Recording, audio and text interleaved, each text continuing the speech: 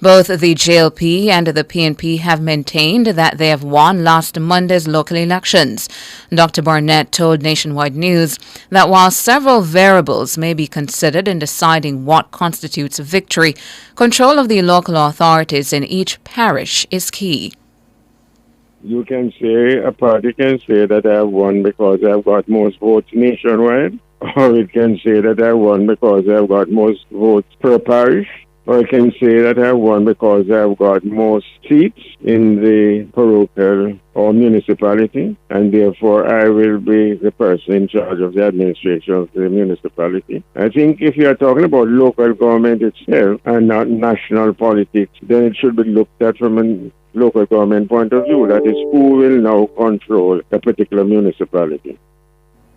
Dr. Lloyd Barnett, noted attorney, in a media release on Saturday night, the Electoral Commission of Jamaica ECJ says the JLP was successful in 7 local authorities while the PNP was successful in 6. That 6 includes the city municipality of Portmore. Kingston and St. Andrew has been declared a tie. The Electoral Commission of Jamaica has declared the Jamaica Labour Party winning last Monday's election for control of the local authorities. In a release late last week, the country's electoral oversight body says with all the ballots counted, the JLP was victorious in 7 local authorities. These are St. Thomas, Portland, St. Anne, Trelawney, St. James, St. Elizabeth and Clarendon. The ECJ says the PNP won 6 local authorities. These are St. Mary, Hanover, Westmoreland, Manchester, St. Catherine and the city municipality of Portmore. Kingston and St. Andrew was declared a tie. Minister of Local Government and Rural Development and Deputy Leader of the JLP, Desmond McKenzie, says despite misleading information being put out by the PNP, it is clear that the JLP has won last Monday's local elections. The electoral office has put out a release confirming what we knew and what majority of Jamaicans knew, except those who are trying to distort the facts. I mean, this has been a pattern of the PNP to give misleading information to the country. It is clear that the Jamaica Labour Party, based on our system, has won the local government elections, and we continue to advance the work that we have started in the field of local government. We're looking forward to a very active period of local government in terms of the performance, because already there are concerns raised by many Jamaicans about the role of some councillors and their performance. And as the minister with that responsibility, we're going to be working closely with everybody to ensure that we have a proper system that is working, that delivers service. Minister McKenzie says there's no denying that the JLP is the preferred party to run the country's administrations. The Jamaica Labour Party still commands the confidence and the respect of the majority of Jamaicans, and there is no denying that we are the preferred party, the party of choice to run the administration of Jamaica, both at central and local government. Desmond McKenzie, Minister of Local Government and Deputy Leader of the JLP. Now, PNP General Secretary Dr. Dayton Campbell says the alleged confusion over which political party won last Monday's local government elections stems from the referencing of parishes rather than local authorities. In an audio recording obtained by our news team, Dr. Campbell says that there are 14 local authorities, including the Portmore municipality. He adds that the PNP and the JLP will each have 7 elected mayors.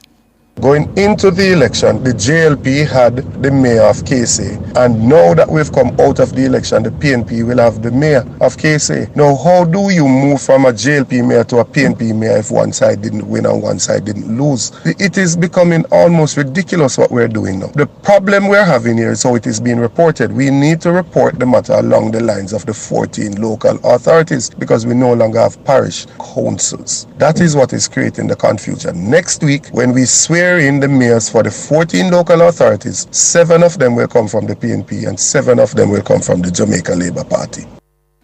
According to Dr. Campbell, the fact that the PNP won the election cannot be refuted. We have 228 divisions in the country, plus the direct election of a mayor in Portmore. Of the 228 divisions, the PNP won 115. This is an improvement from the 98 that we won in 2016. So that's 17 additional councils that would have been won. And when you add up all the votes for the PNP across the country and all the votes for the Labour Party, the PNP has a greater number by over 20,000 more persons voted for the PNP. It is based on that the PNP has said that it has won the election. And I do not believe that those facts can be successfully refuted. Dr. Dayton Campbell, PNP General Secretary. Meanwhile, public commentator Helene Davis White says a public information campaign is needed to educate citizens about local government elections and how the system works within local authorities.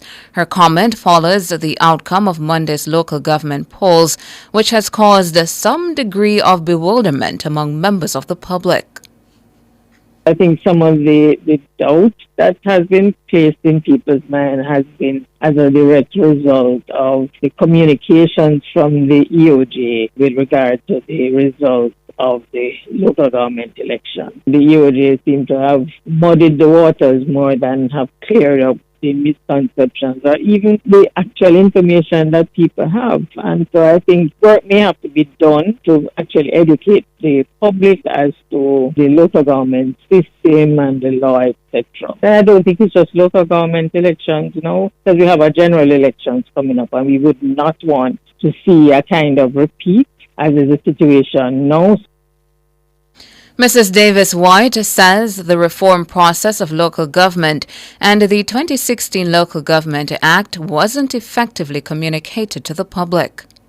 All the work that was being done up until that time seemed to have come to a halt with the change in government. The fact that you had a new arrangement in place, it was incumbent on the administration to begin the work of communicating that arrangement. The truth is, when you look at the Act, several things that should have been happening that the Act actually called for, they're not really happening. One of them is that each local authority is supposed to have annual meetings with the citizens. That has not happened at all. But how many citizens know? The work should now commence in terms of bringing our citizens into the knowledge of what the role that citizens and stakeholders have in the system. Helene Davis White, a public commentator. In other news now, as the country awaits details from the National Environment and Planning Agency NEPA on the cause of the latest fish kill in the Rio Cobre, leading environmentalist Diana Macaulay believes environmental fines do not serve as an effective deterrent against pollution. On Saturday, NEPA disclosed that there was a minor fish kill in the Rio Cobre. Ms. Macaulay, who is the founder and retired chief executive officer of the Jamaica Environment Trust, JET, had declared on X, formerly known as Twitter, that the government is fine with the repeated pollution of a major river by a private company. She told Nationwide News that the country is not serious about protecting the environment. Despite the rhetoric that we say from every podium possible, we're really not serious about environmental protection. And the private sector companies that have allowed to discharge to the river with inadequate oversight, and although there are some court cases winding them way through the courts, we all have known since the mid-90s that the fines are insufficient to serve as a deterrent. The inescapable conclusion for me is we're just not serious about environmental protection. Meanwhile, Ms. Macaulay believes that there is an absence of full and frank disclosure regarding environmental bonds that should finance cleanup activities following pollution of the Rio Cobre. She believes that the matter is shrouded in secrecy. There is a very, very concerning secrecy and lack of response when questions are being asked about, environmental damage that is obvious and repeated. That remains of very great concern to me. Diana Macaulay, founder and retired chief executive officer of the Jamaica Environment Trust. The former boyfriend of a 16-year-old, Akita Dennis, is now a person of interest following the killing of the teenager on Saturday morning in Little London, Westmoreland. According to the police, the teenager was at her home with another partner when her former boyfriend entered the property to carry out the shooting. Assistant Commissioner of Police in charge of Area 1, Clifford Chambers, updated Nationwide News on the tragic love triangle. The police are actively pursuing investigation in the murder of Akita Dennis, which occurred on Saturday morning at her house when she and her common-law spouse, Darren Stewart, were attacked by a lone gunman who entered the yard and opened gunfire on them. At this point, the investigators have identified a young man by the name of Jermaine McNeil, who in fact is a former boyfriend of Akita Dennis. He is identified as a person of interest, and he's presently being sought by the Savlamar CIB. The former boyfriend is now being encouraged to turn himself in to the police. If he has an attorney, it will be strongly advised if he come with his attorney. So at this stage, investigations are far advanced, and the police are now expecting that this young man, Jermaine McNeil, will make himself available to the police in pursuit of further investigation. ACP Clifford Chambers, head of the Area 1 Police. Now, the murder trial of Portland businessman Everton Beachy Stout MacDonald and its co-accused Oscar Barnes will take center stage in the Home Circuit Court this week, as the case is expected to be handed to the 7-member jury for deliberation. Beachy Stout and Oscar Barnes are charged jointly with the July 2020 murder of his second wife, Tonya Hamilton MacDonald. The men have been on trial since September 2023. The prosecution called 14 witnesses who testified against Beachy Stout and Oscar Barnes. The witnesses included the convicted contract killer Denvelin Bobla Minot, a former employee of Beachy Stout, Tonya's mother, a forensic pathologist, as well as police personnel. The prosecution painted Beachy Stout as being a jealous man after he found out that Tonya was cheating on him. They submit jealousy as the motive for her murder, but the defense argue that the prosecution's case is filled with lies, liars, and people with an interest to serve. The defense previously submitted that the case against Beachy Stout and Barnes is a concoction of contradicting evidence. Presiding Judge Justice Chester Stamp is expected to wrap up his summation of the high-profile murder trial, which will resume at 10 today. And that's it for the local segment of the news. Up next, regional and international.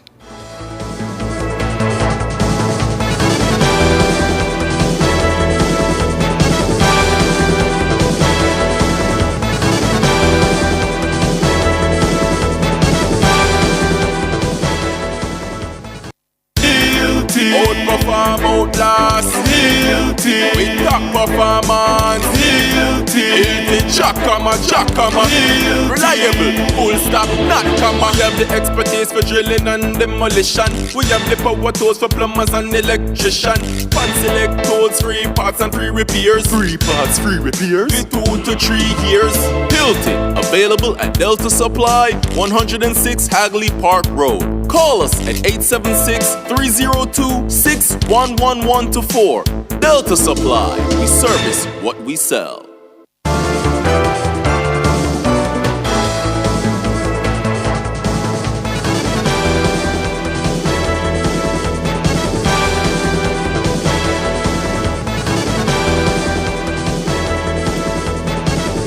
In regional and international news this morning, regional news, the government of Haiti declared a 72-hour state of emergency on Sunday after armed gangs stormed a major Port-au-Prince prison, leading to the killing of at least 12 people and the escape of around 4,000 inmates.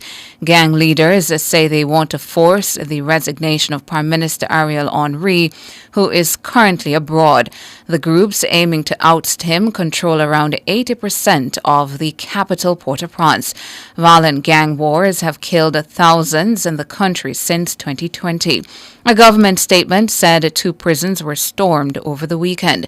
It said the acts of disobedience were a threat to national security and said it was instituting an immediate nighttime curfew in response, which started at 1 a.m. Monday. Among those detained in Port-au-Prince were gang members charged in connection with the 2021 killing of President Jovenel Moïse. The latest upsurge in violence began on Thursday when the Prime Minister traveled to Nairobi to discuss sending a Kenya-led multinational security force to Haiti. International news now. Nikki Haley has defeated Donald Trump in the Republican primary in Washington, D.C. This is her first victory over the former president in the 2024 campaign to become the Republican presidential candidate. She lost in South Carolina, her home state, but she is the first woman to win a Republican primary in U.S. history. Mr. Trump, however, has a huge lead over Ms. Haley and is likely to face Joe Biden in the November election. The BBC's U.S. partner CBS reports that Ms. Haley will receive all 19 Republican delegates who are up for grabs in Washington, D.C., giving her 43 delegates nationwide, well behind Mr. Trump's 247. Ms. Haley, a former U.S. ambassador to the UN, won 62.9% of the vote to Mr. Trump's 33.2%. It is seen as a largely symbolic win, as the capital is a heavily Democrat-leaning jurisdiction with only about 23,000 registered Republicans in the city. The Washington Post reported that local party officials said 2,035 Republicans participated in the primary. Ms. Haley's campaign national spokesperson Olivia Perez-Cubas said it was not surprising that Republicans closest to Washington dysfunction are rejecting Donald Trump and all his chaos. And that's it for regional and international. Up next, sports.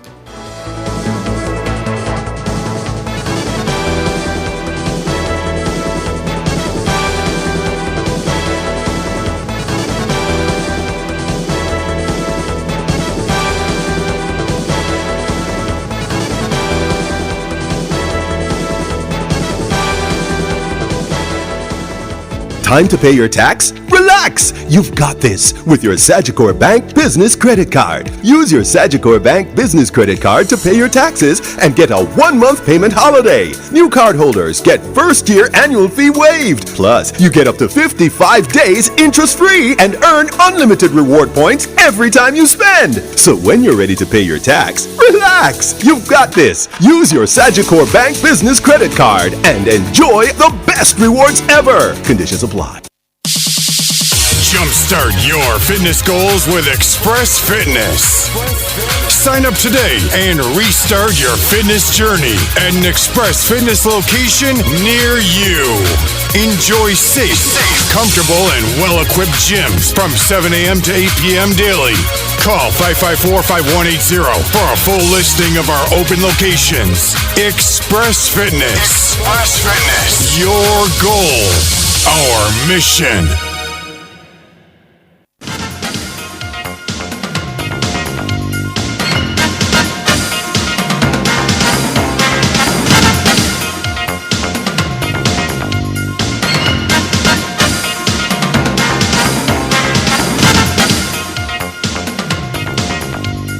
In your morning sports report, Cavalier will seek to return to the top of the Red Nephew Jamaica Premier League when they take on Humber Line in the first match of a doubleheader at the Stadium East this afternoon at 5. Cavalier is second on the table with 43 points, 3 behind defending champions Mount Pleasant. A win for Cavalier will see them join Mount Pleasant on 46 points, but with a superior goal difference. Meanwhile, 12th place Humber Line will be going for a win to further distance themselves from the relegation scrap. In the second match, Dumbleholden will be going for all 3 points when they tussle with Harbourview. A win for 7th place Dumbleholden would push them up 1 place into the playoff group, while Harbour will be seeking to end their 3-match losing streak. In yesterday's results, Portmore United and Montego Bay United drew 1-1. Tivoli Gardens blanked Treasure Beach 5-0. Arnott Gardens edged Vere United 1-0. Mount Pleasant clipped Waterhouse 1-0. And Malines United beat Limehall Academy 2-1. A 7th straight league victory is the prize on offer as Arsenal head to Sheffield United today, as the two teams who have experienced contrasting fortunes in recent weeks go head-to-head. While the Gunners have scored 5 or more goals in each of their last 2 away games, the Blades have conceded 5 in each of their last 3 matches at Bramall Lane, and their woeful defensive record sees them rooted to the bottom of the table, having amassed just 13 points all campaign. However, Arsenal's trips to the famous old venue have yielded just 1 victory from their 5 Premier League visits. That is a record Mikel Arteta will be determined to improve as he hopes to keep his side right in the title mix. In yesterday's results, Manchester City beat Manchester United 3-1 and Bournemouth beat Burnley 2-0. Finally, in sports, Jamaica's athletes failed to pick up any medals on yesterday's final day of the World Athletics Indoor Championships in Glasgow, Scotland. The Jamaicans ended the global event at 25 on the medal table with 3 bronze. And that's it for your morning sports.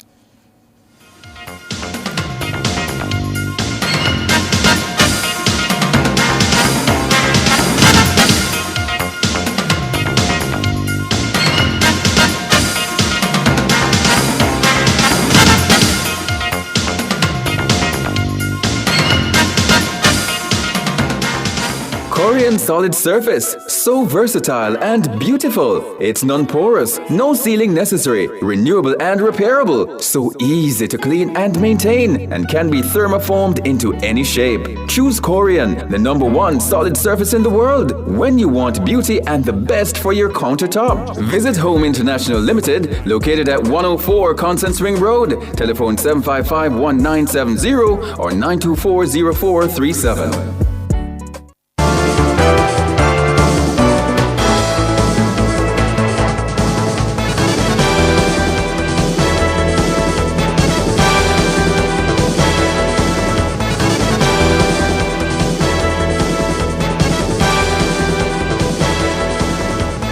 In business this morning, Boeing is in talks to take over Spirit Aerosystems, the supplier that has been involved in many of its recent manufacturing issues.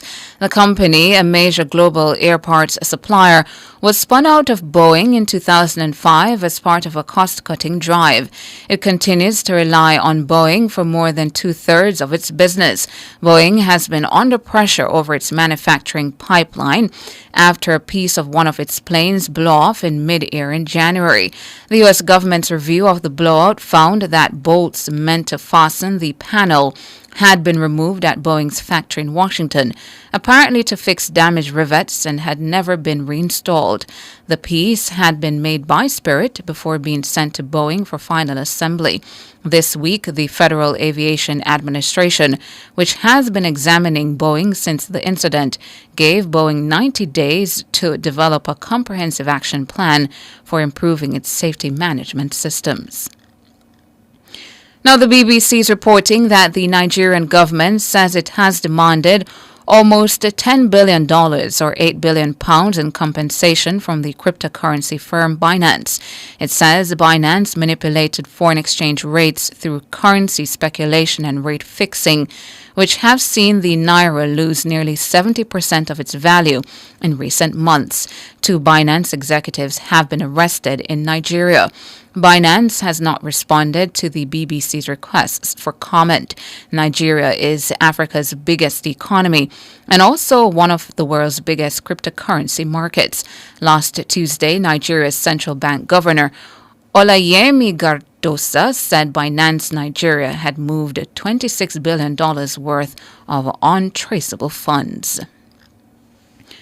Finally now, in foreign exchange trading this morning, the Jamaican dollar has gained 19 cents and will open trading today, selling for an average $156.58 against the benchmark US dollar. The Jamaican dollar has lost $1.25 and will open trading today, selling for an average $116.65 against the Canadian.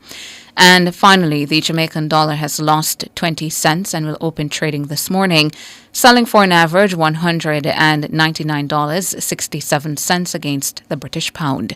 That's it for business this morning.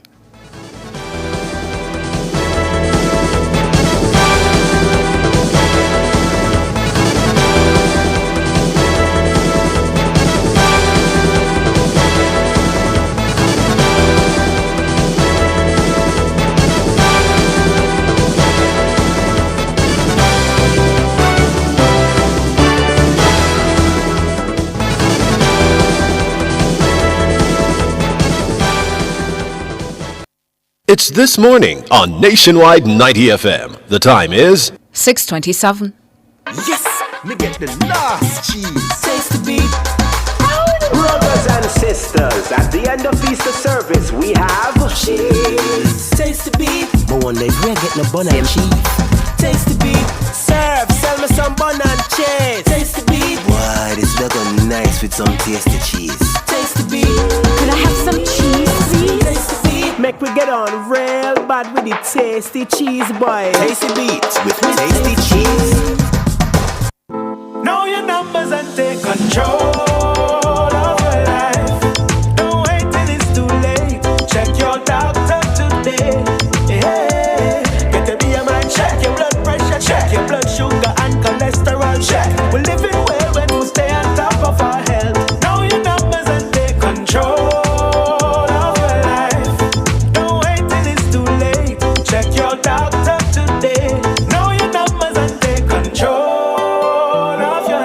Message from the Ministry of Health and Wellness. Touching lives every day, so many different ways, a part of all you do. Sagicor will make you feel secure, reaching out for more, will always see you through. Reach for more, whatever you're dreaming, whatever your goals, will help you achieve them. You're never alone. Taking care of today's needs, take care of tomorrow's dreams. Every day helping you succeed. That's what Sagicor means. Today's needs, tomorrow's dreams. Sagicor.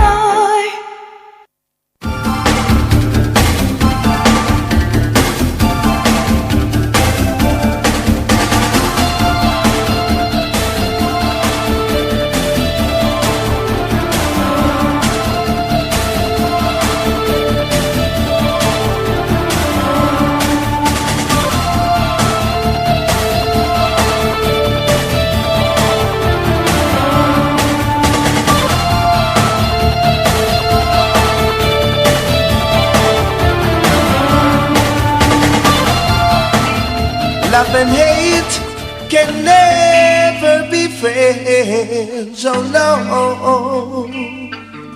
oh no. Here I come with love and not hatred. Surely goodness and mercy shall follow I all the days of my life.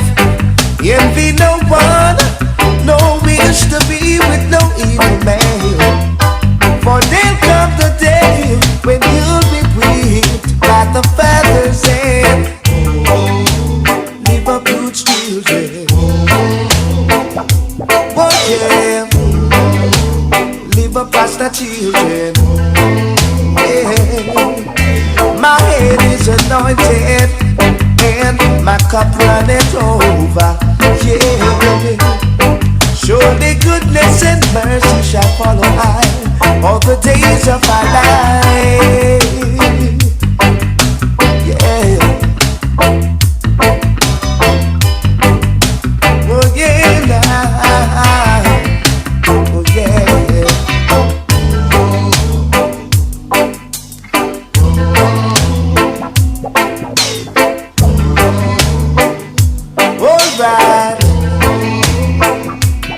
Good morning to you. Thank you so much for joining us here on Nationwide this morning. This Monday morning, it's the 4th day of March, 2024. You're tuned in to Nationwide.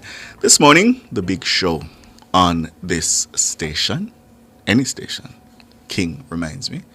I'm Ricardo Brooks. And I'm Tawna Thomas. Good morning to all of you who are tuned in to Nationwide this morning. Very, very happy to have you in the space. We are on the Nationwide 90 FM live YouTube channel this morning. So if you are not yet over on the channel, do hop on over and join us. Yeah? So that's Nationwide 90 FM live. And we encourage you to subscribe to both of them. Yeah? Yeah, just subscribe to both of them.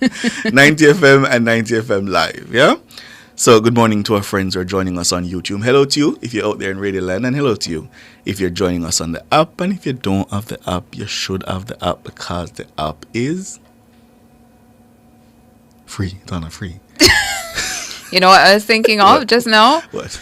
That on the weekend, which platform I used to listen to Nationwide. Which do you use? I went on the website. Oh. Yeah. So you do have the app? I do have, of course I have the app. So where you spend the website? Because I wanted to use my phone. Oh, so I just access the website via the TV. And just have it there. And just have it there. Yeah. Okay. Yeah. Oh, so on the, I don't know, the Android business works, you can tell me. So on the Android business, when you go on the app and you come out of the app, it stops? No, it still plays. Then you could have used it that way. Yeah, but sometimes when you're playing a video from a social media page, it interrupts it. Okay, it stops fine. playing. All right, fair. So I have it playing on the TV in the background. I can use my phone. See?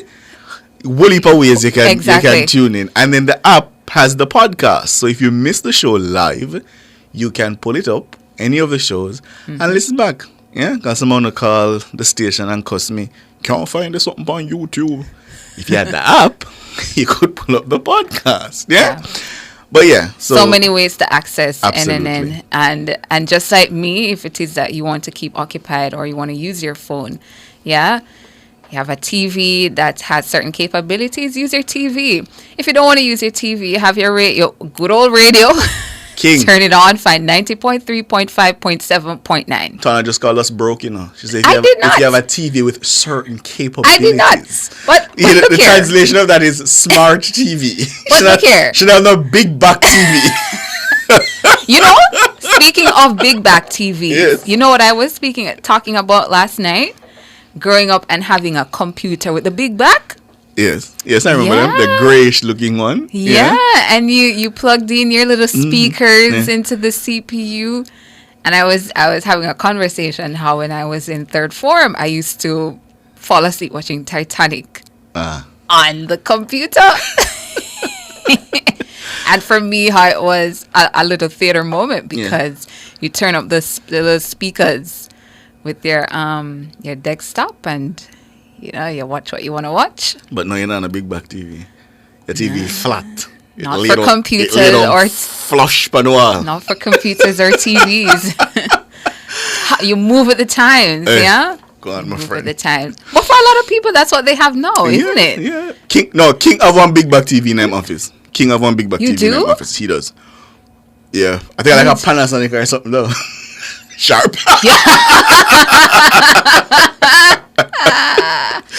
I need to come and look. Yes, man. Go up there, go look. You have one big back TV in there. Oh, vintage. Vintage.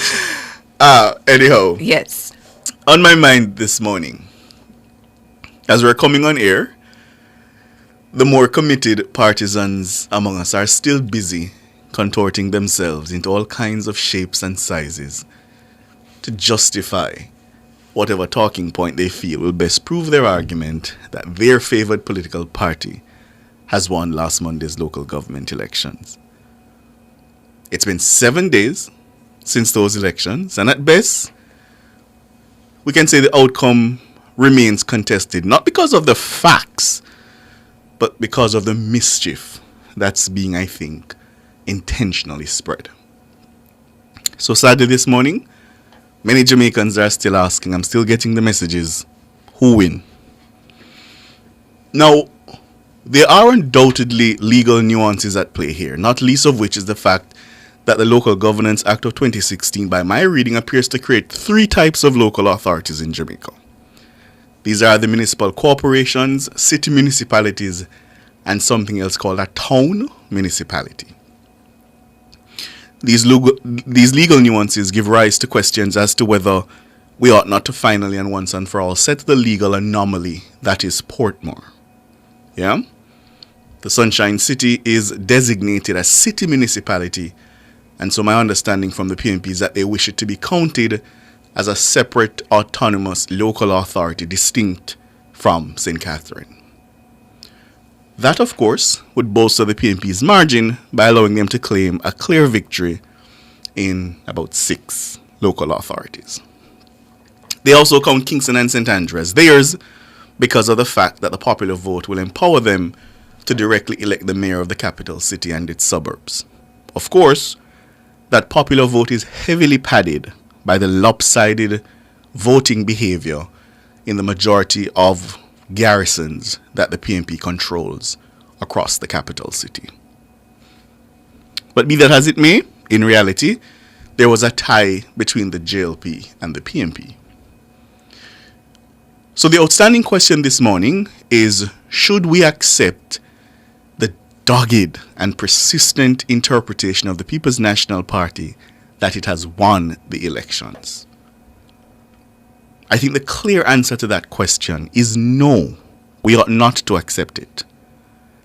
And I find support for this position in the official declared result of the electoral body of the country, the Electoral Commission of Jamaica. By the ECJ's official declaration of the results of last Monday's election, it gives victory to the JLP in 7 local authorities or municipalities. So the argument that the confusion stems from the use of the word parish, let's remove parish. Let's use the term that the Act uses. Local authorities, municipalities. The ECJ gives the PNP victory in 6 of those local authorities or municipalities. And it declares a tie in Kingston and St. Andrew. So, the final official result, JLP 7, PNP 6, a declared tie in 1. That's it. That's the officially declared result. The JLP has won. But more than that, the ECJ goes a step further than that raw tally of numbers which suggests a Labour victory.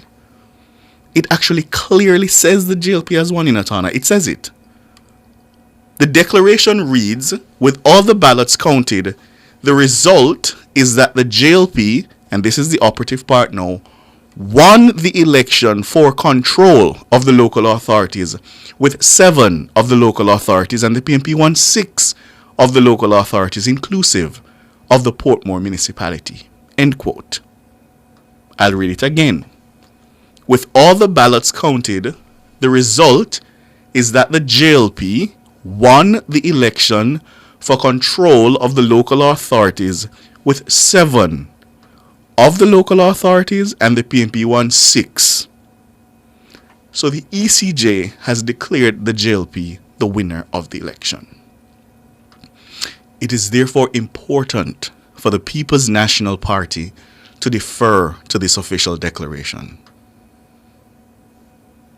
That deference is for the national good. That deference places the country above partisan interests. It places the national interests above party political advantage. And this grotesque attempt at corralling the media and the public commentators to report the results of the election at the behest of the PNP must stop. And I'm happy to see some journalists continuing to stand up to it. The leadership of the PNP must recognize the dangerous ground they're breaking when they openly invite contempt and challenge to the ECJ. It must stop. And conceding that official declaration from the ECJ will do nothing to rob the PNP of other important nuances which attend to the JLP's victory. For example, it is an indisputable fact that despite the JLP's declared victory, the PNP won the popular vote and the majority of the divisions island-wide. It can fairly claim that. Now, of course, nothing significantly turns on that when deciding overall outright control of the local authorities, but the party can fairly claim it. It can even fairly claim that it came out stronger than the JLP, which obviously badly underperformed in these local polls. And the PNP may well be bolstered in that argument by the political analysts and those whose competence it is to assess these things. They'll do the deep dive and they'll unearth the shades of nuance that attend here. But the PNP cannot correctly claim that it outrightly won the local government elections. It cannot do that because it is not true. It has not been given a mandate for control of the majority of the local authorities. That is the fact. And that fact has no friends, it just is what it is. And so we contort ourselves into charlatans when we attempt to dispute that. More than that, we risk damaging national confidence in the ECJ at a time when we need more confidence in our institutions, not less. There is no good reason why we should seek to confuse the Jamaican people with two different narratives.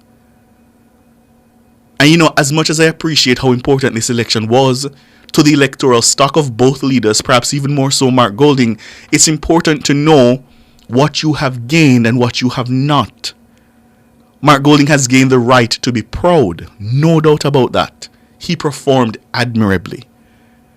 But he has not gained the right to declare his party victorious in these elections because it's simply not true.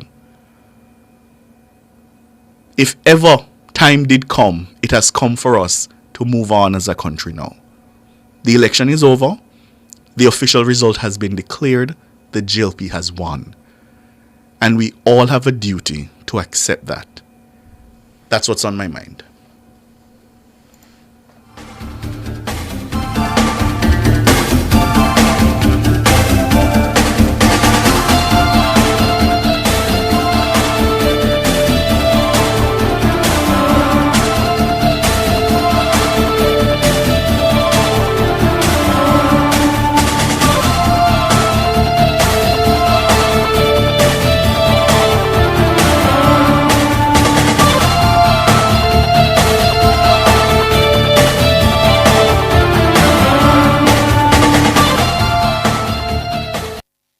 It's This Morning on Nationwide 90 FM. The time is... It's 15 minutes to 7. Stop buying expensive toner cartridges. Global Ink is now selling new factory direct generic toners. Remove factory seals, install and print. Engineered to work first time, every time. Certified for use in HP and Brother printers. Worry-free, affordable printing for your peace of mind. Money saved is money earned. We deliver island-wide. 754-7444 or 1-888-NEED-INK. Never run out of toner again. Global Ink. For all your electrical needs, visit ABC Electrical Sales. They stock a wide variety of electrical supplies including plugs, switches, panel boards and conduits, plus energy-saving fixtures. ABC Electrical Sales stocks brands like GE, Siemens, Philips, Cutler Hammer and Allen Bradley. They also offer free island-wide delivery just to suit your needs. Visit them at Shop 8, Hagley Park Plaza, Kingston 10 or call 876-754-3714-5 or 876-754-3825-8. ABC Electrical Sales for a better choice in the electrical business. Government pensioners, the Accountant General's Department Mobile Life Certificate Drive is coming to your parish. We'll be in St. Thomas and St. Mary on March 1. On March 2, we'll be in Portmore. March 4 in St. Elizabeth. On March 5 in Hanover and March 6 Westmoreland. Trelawney pensioners, the AGD will see you on March 7. St. Anne on March 8. Spanish Town on March 9. Portland on March 11. And we'll make our final stops in Clarendon and Manchester on March 12. Remember, life certificates can be submitted at the St. James Parish Library, Ministry of Finance and the AGD office at 21 Dominica Drive using the electronic drop box. For more information, visit our website at treasury.gov.jm. Remax Jamaica presents the premier real estate conference and expo, April 14 to 16 at the Jamaica Pegasus. 3 exciting days, thousands of real estate professionals, over 80 booths, entertainment and more. Major sponsors include the Ministry of Economic Growth and Job Creation, Pinnacle Development and Barita. Call them at 876-835-1197 or visit the Remax website for more info. Invest in real estate and accelerate your wealth with Remax Jamaica. touching lives every day. So many different ways, a part of all you do. Sagicor will make you feel secure. Reaching out for more, we'll always see you through. Reach for more, whatever you're dreaming, whatever your goals, will help you achieve them. You're never alone. Taking care of today's needs, take care of tomorrow's dreams. Every day helping you succeed, that's what Sagicor means. Today's needs, tomorrow's dreams. Sagicor. Street Smart and the JUTC Morning Commute is brought to you by JUTC, your route to excellence, and the Road Safety Unit in the Island Traffic Authority.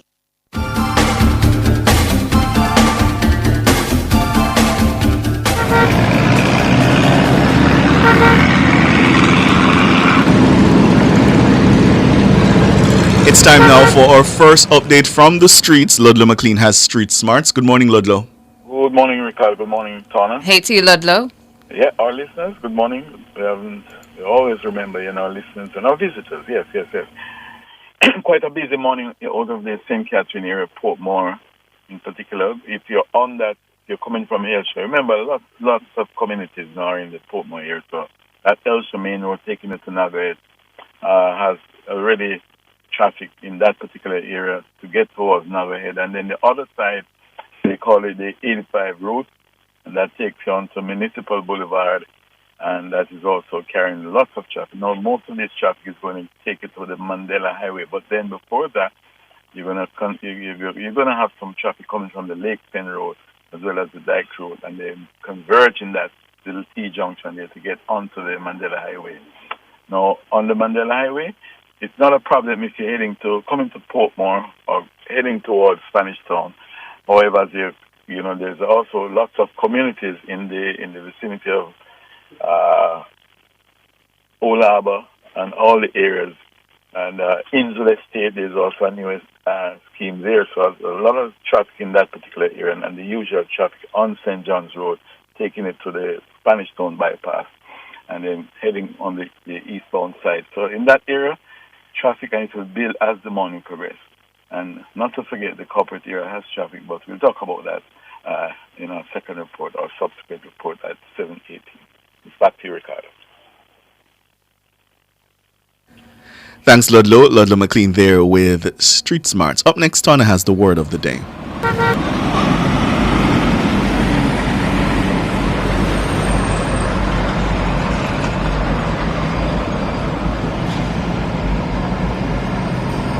Street Smart and the JUTC Morning Commute was brought to you by JUTC, your route to excellence, and the Road Safety Unit in the Island Traffic Authority.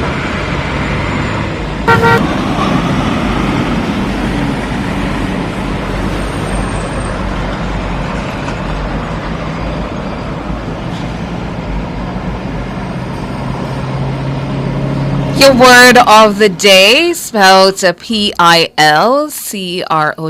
spelled P-I-L-C-R-O-W. Pilcrow. Pilcrow.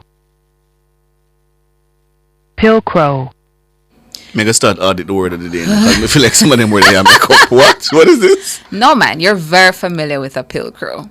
A pilcrow is a paragraph mark. It's like a backway P. Yes.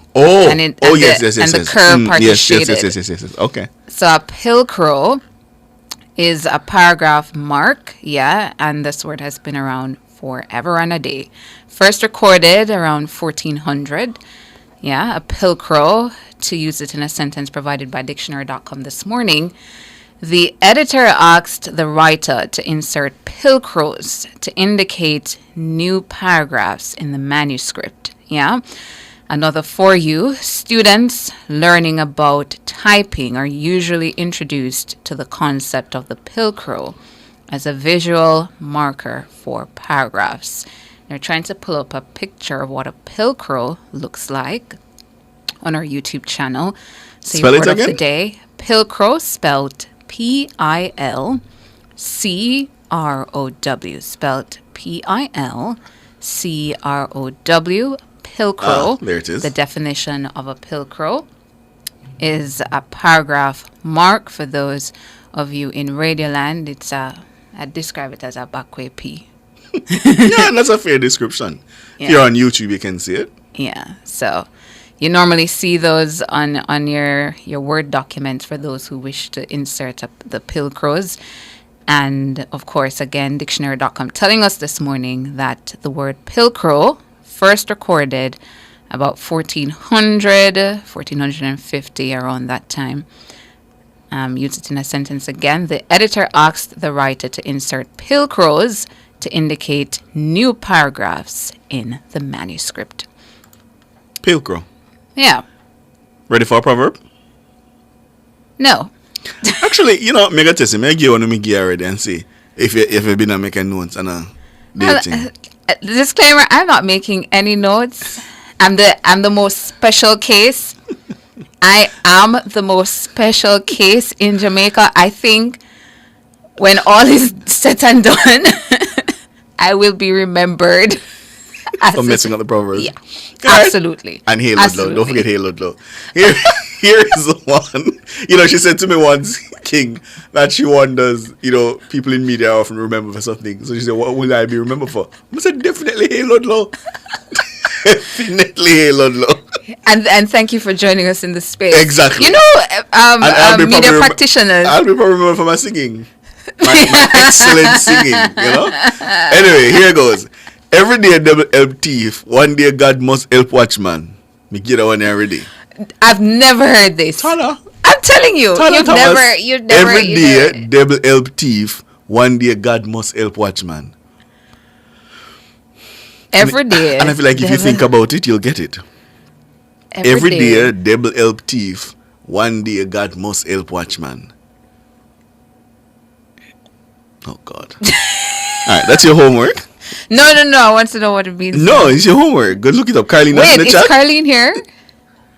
Every day devil help thief, one day God must help watchman.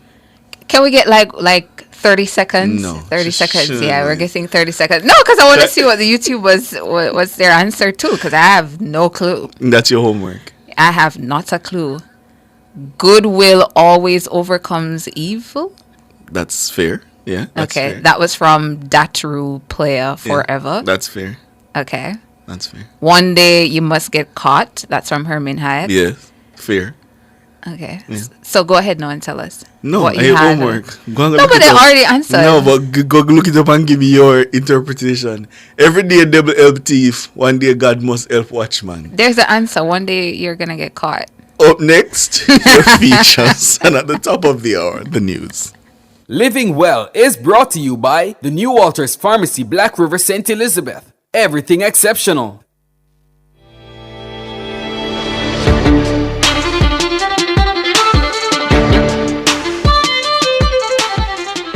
Today on Living Well, trans fat. I am sure that almost everyone at some point in their adult life have heard this word trans fat. You have heard that it is bad for you, and you've heard to buy products that are zero trans fat. Today we're going to find out what trans fat is, and is there really such a thing as zero trans fat? Trans fats, also known as trans unsaturated fatty acids and trans fatty acids, are a type of unsaturated fat. They're not widely available from natural sources, but have been industrially produced on a large scale from vegetable fats since midway through the 20th century. They are commonly used in margarine, snack foods, and commercially baked or fried foods, and have been linked to increased risk of coronary heart disease, which is the most common cause of mortality worldwide. What is the chemical structure of trans fat? On a molecular level, all fats are made of long hydrocarbon chains. The bonds between each carbon atom can either be singular or double, known as saturated and unsaturated respectively.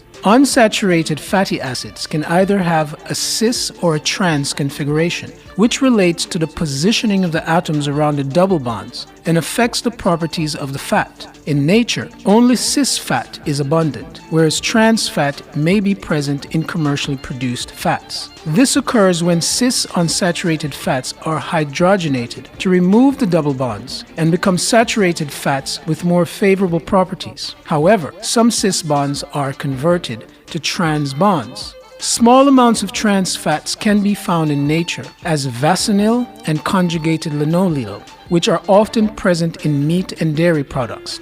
However, trans fats that occur naturally are seen separately to those produced artificially in commercial processes, and the health effects of natural trans fats have yet to be established. Trans fats offer no health benefits whatsoever and is only used to make foods more solid and in some cases increase shelf life. Many processed foods will say that they have zero trans fats. However, this is not the case. Unfortunately, even here in Jamaica, the standard of manufacturing processed foods that have trans fats is based on U.S. standards. This will also include imported processed foods. Food processing standards for additives such as trans fats are set by the U.S. Food and Drug Administration. The standards set say that any food that has 0.5% trans fat per serving can be considered as having zero trans fat. However, here is the problem. If a food item has, say, 7 servings, then you will exceed the 2.5% recommended threshold for trans fat consumption.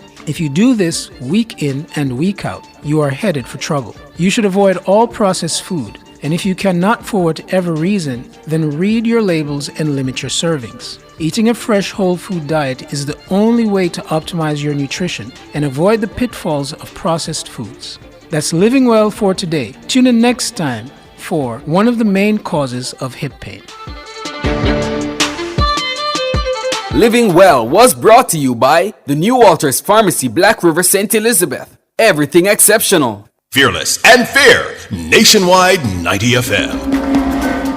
Nothing gives me greater joy than attending weddings. Something about two people going before God to make their union official usually leaves friends and family members in tears. You will feel extra special when an invite is extended to you, because making a guest list for a wedding can be pretty difficult. But is it okay to bring a guest? Hi, I'm Tana, and welcome to Lifestyle Pages. Weddings are expensive events that take careful planning and money. So, if an invite only has your name on it, it simply means that you are the only one invited. Do not bring a guest. This would leave your friends to pay for that extra person who is not budgeted or catered for. Catering alone takes up a chunk of someone's wedding budget, and usually they charge per person. It is in poor taste to show up with someone who was not invited, especially if you did not ask the couple if you could do so. You can only bring a guest if the invite says to Miss or Mr. So-and-so and guest. I'm Tana, and those were your Lifestyle Pages. Nationwide 90 FM, continuing the tradition of fair, fearless, and factual reporting. From Negril Point to Morant Bay, a little kindness can go a far way. The time by the Jamaica Information Service is... It's news time, 7 o'clock. If you need to build it, plumb it, weld it, pave it, or power it, National Supply has it. Get the best brands for the job at Jamaica's Industrial Hardware Superstore, Kingston Normal Bay. The temperature by National Supply is... It's 26 degrees Celsius here in Kingston, 24 out west in Montego Bay. The most credible news in the morning. The news at 7 on Nationwide 90 FM.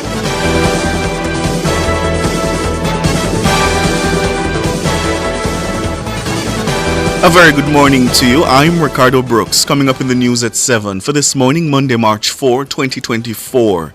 The Electoral Commission declares the Jamaica Labour Party won last Monday's election for control of the local authorities. Noted attorney says the control of the local authorities is a determining factor when considering which party won last Monday's polls. The ex-boyfriend of a 16-year-old girl declared a person of interest following her murder. Murder case against Portland businessman Beachy Stout expected to be handed to the jury this morning.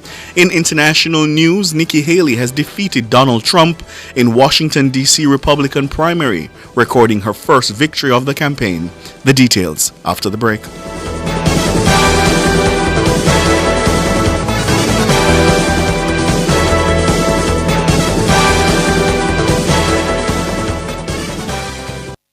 If it's news, it's got to be Nationwide 90 FM.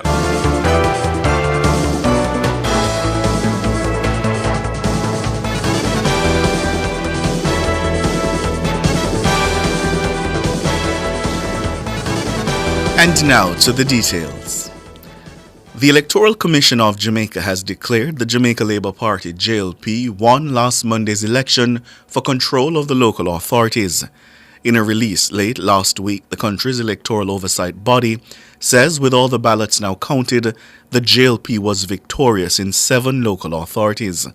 These are St. Thomas, Portland, St. Anne, Trelawney, St. James, St. Elizabeth and Clarendon. The ECJ says the PNP won 6 local authorities. These are St. Mary, Hanover, Westmoreland, Manchester, St. Catherine, and the city municipality of Portmore. Kingston and St. Andrew was declared a tie. The PNP will win the right to elect the mayor of the capital city and its suburbs. The JLP will elect the deputy mayor. Meanwhile, noted attorney Dr. Lloyd Barnett says determining which party won the local government elections is decided by considering which party will control the local authority in the particular parishes. Both the JLP and the PNP have maintained that they have won last Monday's elections. Dr. Barnett told Nationwide News that while several variables may be considered in deciding what constitutes victory, control of the local authorities in each parish is key. You can say, a party can say that I have won because I have got most votes nationwide, or it can say that I won because I have got most votes per parish, or it can say that I won because I have got most seats in the parochial or municipality, and therefore I will be the person in charge of the administration of the municipality. I think if you are talking about local government itself and not national politics, then it should be looked at from a local government point of view, that is, who will now control a particular municipality. Dr. Lloyd Barnett. And Dr. Barnett has defended the Electoral Office of Jamaica from accusations that it failed to deliver the results of the local government elections within a reasonable time. The final counting of ballots was completed on Thursday, 3 days after the elections were held. Dr. Barnett, who is a former chairman of the election watchdog, Citizens Action for Free and Fair Elections, CAFE, believes the EOJ was professional in the conduct of the elections. We have a high record as against other countries where, the final counts are completed in usually we are asking for it in 5 hours. In fact, in some countries it takes many days. So I wouldn't say that because of the fact that it wasn't done within 24 hours that is a sign of failure. And you have to remember that there are dozens of divisions, and what that has happened in only a few of the divisions. Dr. Lloyd Barnett, attorney at law. The Minister of Local Government and Rural Development and the Deputy Leader of the JLP, Desmond McKenzie, says despite misleading information being put out by the PNP, it's clear the JLP has won last Monday's local elections. The electoral office has put out a release confirming what we knew and what majority of Jamaicans knew, except those who are trying to distort the facts. This has been a pattern of the PNP to give misleading information to the country. It is clear that the Jamaica Labour Party, based on our system, has won the local government elections, and we continue to advance the work that we have started in the field of local government. We're looking forward to a very active period of local government in terms of the performance, because already there are concerns raised by many Jamaicans about the role of some councillors and their performance. And as the minister with that responsibility, we're going to be working closely with everybody to ensure that we have a proper system that is working, that delivers service. Minister McKenzie says there's no denying that the JLP is the preferred party to run the country's local authorities. The Jamaica Labour Party still commands the confidence and the respect of the majority of Jamaicans, and there is no denying that we are the preferred party, the party of choice to run the administration of Jamaica, both at central and local government. Desmond McKenzie, the Minister of Local Government and Rural Development. He's also a deputy leader of the Jamaica Labour Party. But PNP General Secretary Dr. Dayton Campbell says the alleged confusion over which political party won last Monday's local government elections stems from the referencing of parishes rather than local authorities. In an audio recording obtained by our news team, Dr. Campbell says there are 14 local authorities inclusive of the Portmore municipality. He says the PNP and the GLP will each have 7 elected mayors island-wide. Going into the election, the JLP had the mayor of KC, and now that we've come out of the election, the PNP will have the mayor of KC. Now, how do you move from a JLP mayor to a PNP mayor if one side didn't win and one side didn't lose? It is becoming almost ridiculous what we're doing now. The problem we're having here is how it is being reported. We need to report the matter along the lines of the 14 local authorities because we no longer have parish councils. That is what is creating the confusion. Next week, when we swear in the mayors for the 14 local authorities, 7 of them will come from the PNP and 7 of them will come from the Jamaica Labour Party. According to Dr. Campbell, the alleged fact that the PNP won the election cannot be refuted. We have 228 divisions in the country, plus the direct election of a mayor in Portmore. Of the 228 divisions, the PNP won 115. This is an improvement from the 98 that we won in 2016. So that's 17 additional councils that would have been won. And when you add up all the votes for the PNP across the country and all the votes for the Labour Party, the PNP has a greater number by over 20,000 more persons voted for the PNP. It is based on that the PNP has said that it has won the election. And I do not believe that those facts can be successfully refuted. Dr. Dayton Campbell, the PNP General Secretary.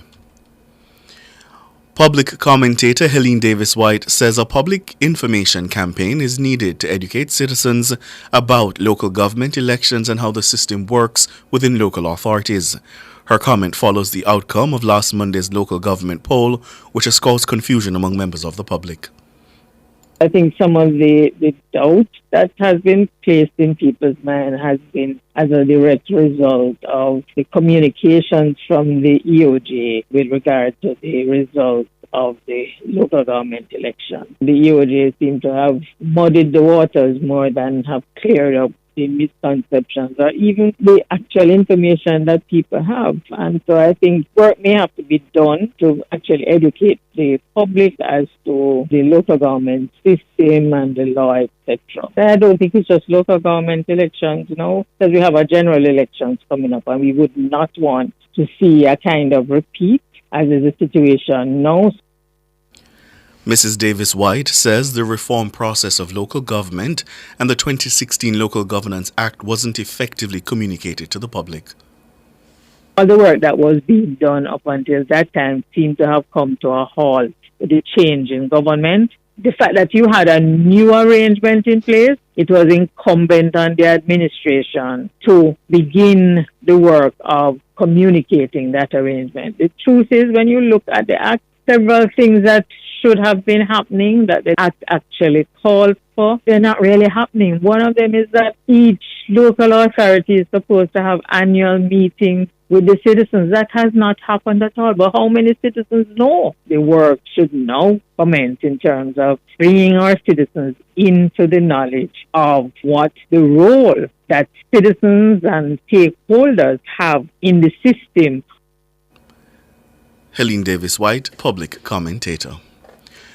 The former boyfriend of a 16-year-old girl, Akita Dennis, is now a person of interest following the murder of the teenager Saturday morning in Little London in Westmoreland. According to the police, the teenager was at her home with another partner when her former boyfriend entered the property to carry out the shooting. Assistant Commissioner of Police in charge of Area 1, Clifford Chambers, updated Nationwide News on the love triangle.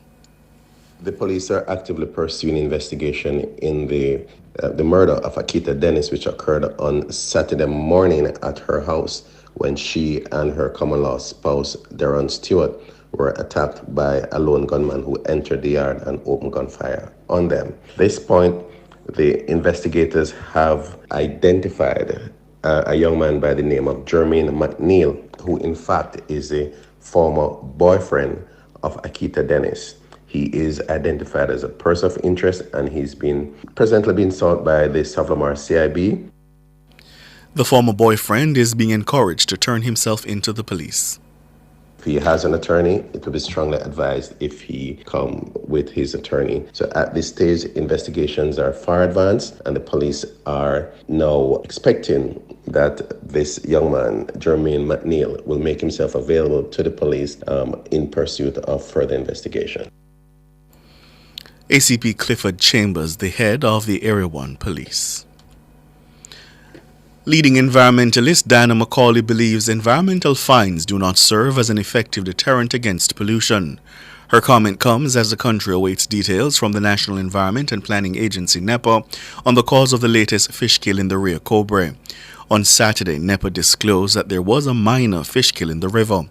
Ms. McCauley, who is the founder and retired chief executive officer of the Jamaica Environmental Trust, JET, alleged on X, formerly known as Twitter, that the government appears fine with the repeated pollution of a major river by a private company. She told Nationwide News that the country is not serious about protecting the environment. Despite the rhetoric that we say from every podium possible, we're really not serious about environmental protection. And the private sector companies that have allowed to discharge to the river with inadequate oversight, and although there are some court cases winding them way through the courts, we all have known since the mid-90s that the fines are insufficient to serve as a deterrent. The inescapable conclusion for me is we're just not serious about environmental protection. Meanwhile, Ms. McCauley believes there is an absence of full and frank disclosure regarding environmental bonds that should finance cleanup activities following pollution of the Rio Cobre. She believes the matter is shrouded in secrecy. There is a very, very concerning secrecy and lack of response when questions are being asked about, environmental damage that is obvious and repeated. That remains of very great concern to me. Diana McCauley, environmentalist. The murder trial of Portland businessman Everton Beachy Stout MacDonald and his co-accused Oscar Barnes will take center stage in the Home Circuit Court this morning as the case is expected to be handed to the 7-member jury for deliberation. Beachy Stout and Oscar Barnes are charged jointly with the July 2020 murder of Stout's second wife, Tonya Hamilton MacDonald. The men have been on trial since September 2023. The prosecution called 14 witnesses who testified against Beachy Stout and Oscar Barnes. The witnesses included the convicted contract killer Denverlin Bubler Minot, a former employee of Beachy Stout, Tonia's mother, a forensic pathologist, as well as police personnel. The prosecution painted Beachy Stout as being a jealous man after he found out that Tonia was cheating on him. They submitted jealousy as the motive for her murder. But the defense argued that the prosecution's case is filled with lies, liars, and people with interests to serve. The defense previously submitted that the case against Beachy Stout and Barnes is a concoction of contradicting evidence. The presiding judge, Chester Stamp, is expected to wrap up his summation of the high-profile murder trial, which resumes at 10 this morning. In international news now, Nikki Haley has defeated Donald Trump in the Republican primary in Washington, D.C. This is her first victory over the former president in the 2024 campaign to become the Republican presidential candidate.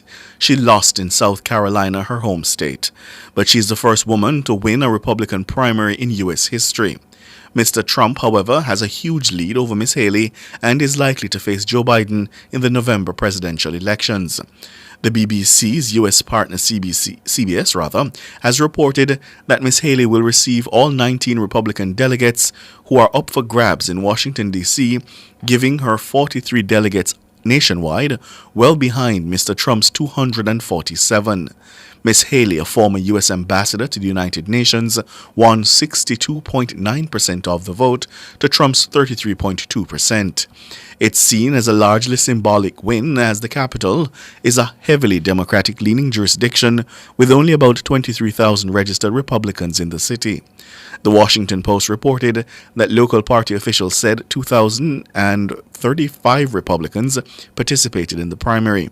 Ms. Haley's campaign national spokesperson said it was not surprising that Republicans closest to Washington's dysfunction are rejecting Donald Trump and all his chaos. That's the news at 7 this morning. I'm Ricardo Brooks.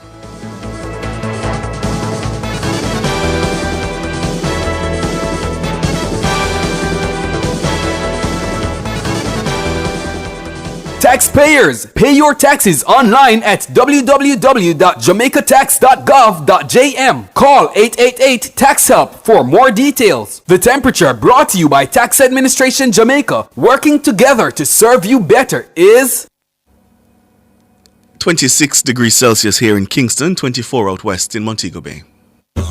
Soca Kingdom, listen up. The Jamaica Observer is giving you another chance to jump with the Exodus Band for free. Win a t-shirt package when you enter our All Rave Ahead promotion and find the hidden pieces of the Exodus t-shirt found in the Daily Jamaica Observer between now until March 25. Join the hunt and grab a copy of the Daily Observer for your entry form to touch the road. Contact 876-469-3089 for more details. We're ready for the road. We're celebrating 79 years of quality and style at the Ashley Furniture Home Store. We're giving you, our valued customers, 79 discounted styles with up to 50% off dining, lounge, and bedroom pieces. Plus, get 30% off Dacmore pieces with the purchase of an Atlantic Queen or King bed frame. Get a free oversized chair with the purchase of a Belzani 2-piece lounge set. Financing is available. The Ashley Furniture Home Store. This is home. Offers end March 31. Conditions apply. Time to pay your tax? Relax! You've got this with your Sagicor Bank Business Credit Card. Use your Sagicor Bank Business Credit Card to pay your taxes and get a 1-month payment holiday. New cardholders get first-year annual fee waived. Plus, you get up to 55 days interest-free and earn unlimited reward points every time you spend. So when you're ready to pay your tax, relax! You've got this. Use your Sagicor Bank Business Credit Card and enjoy the best rewards ever. Conditions apply. Street Smart and the JUTC Morning Commute is brought to you by JUTC, your route to excellence, and the Road Safety Unit in the Island Traffic Authority.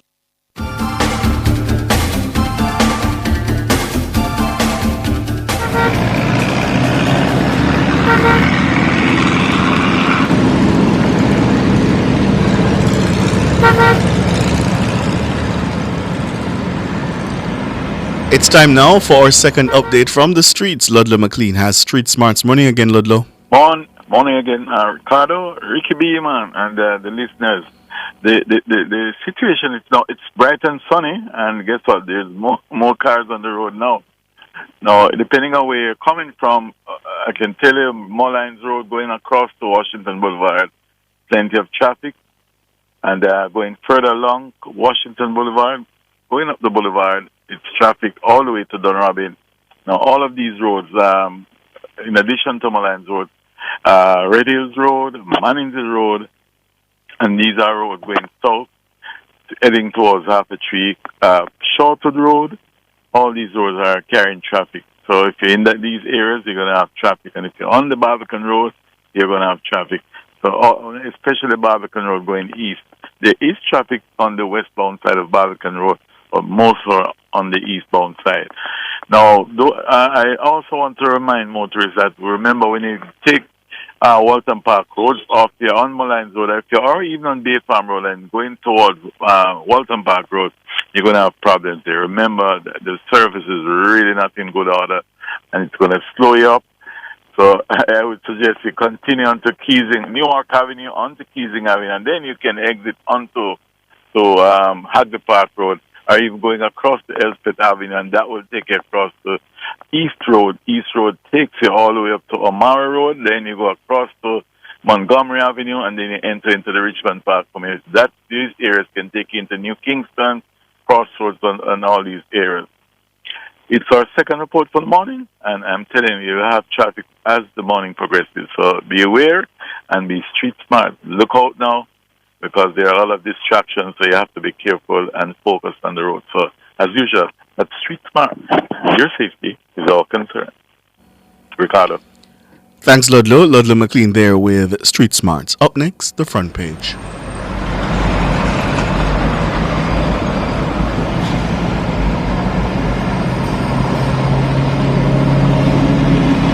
Street Smart and the JUTC Morning Commute was brought to you by JUTC, your route to excellence, and the Road Safety Unit in the Island Traffic Authority.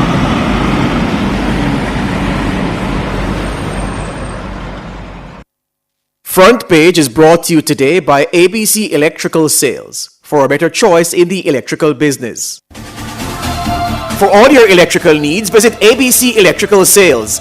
They stock a wide variety of electrical supplies including plugs, switches, panel boards and conduits, plus energy-saving fixtures.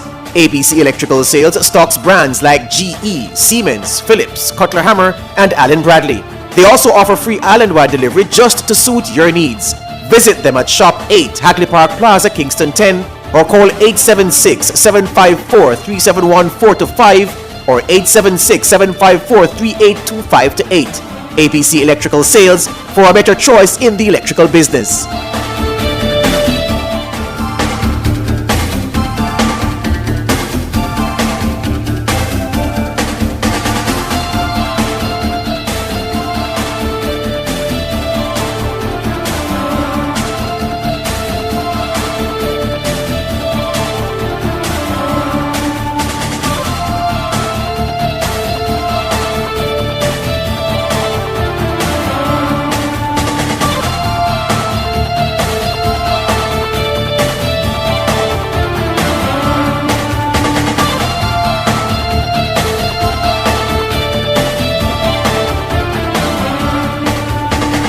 Thank you so much for staying with us here on Nationwide this morning. We're now on the front page. I'm Ricardo Brooks. And I'm Tona Thomas. And we're turning our attention to an ultimatum issued to the finance minister by the unions. The Jamaica Civil Service Association is warning that its more than 30,000 members are prepared to shut down the government service if the Ministry of Finance continues to delay settling outstanding salary-related issues. The 11 unions under the umbrella of the Jamaica Confederation of Trade Unions wrote to the Minister of Finance last Friday demanding a meeting to discuss the outstanding items within the next 10 days. We're now being joined by the General Secretary of JALGO, Helene Davis White, and President of the Jamaica Civil Service Association, Tisha Clark Griffiths. Ladies, good morning. Welcome to Nationwide this morning. Good morning. Thank you for having us. Good morning, Helene. Morning, Tisha. All right, let me start with you, Mrs. Clark Griffiths. Outline for listeners, what are those outstanding salary-related issues which has brought us to this point of an ultimatum?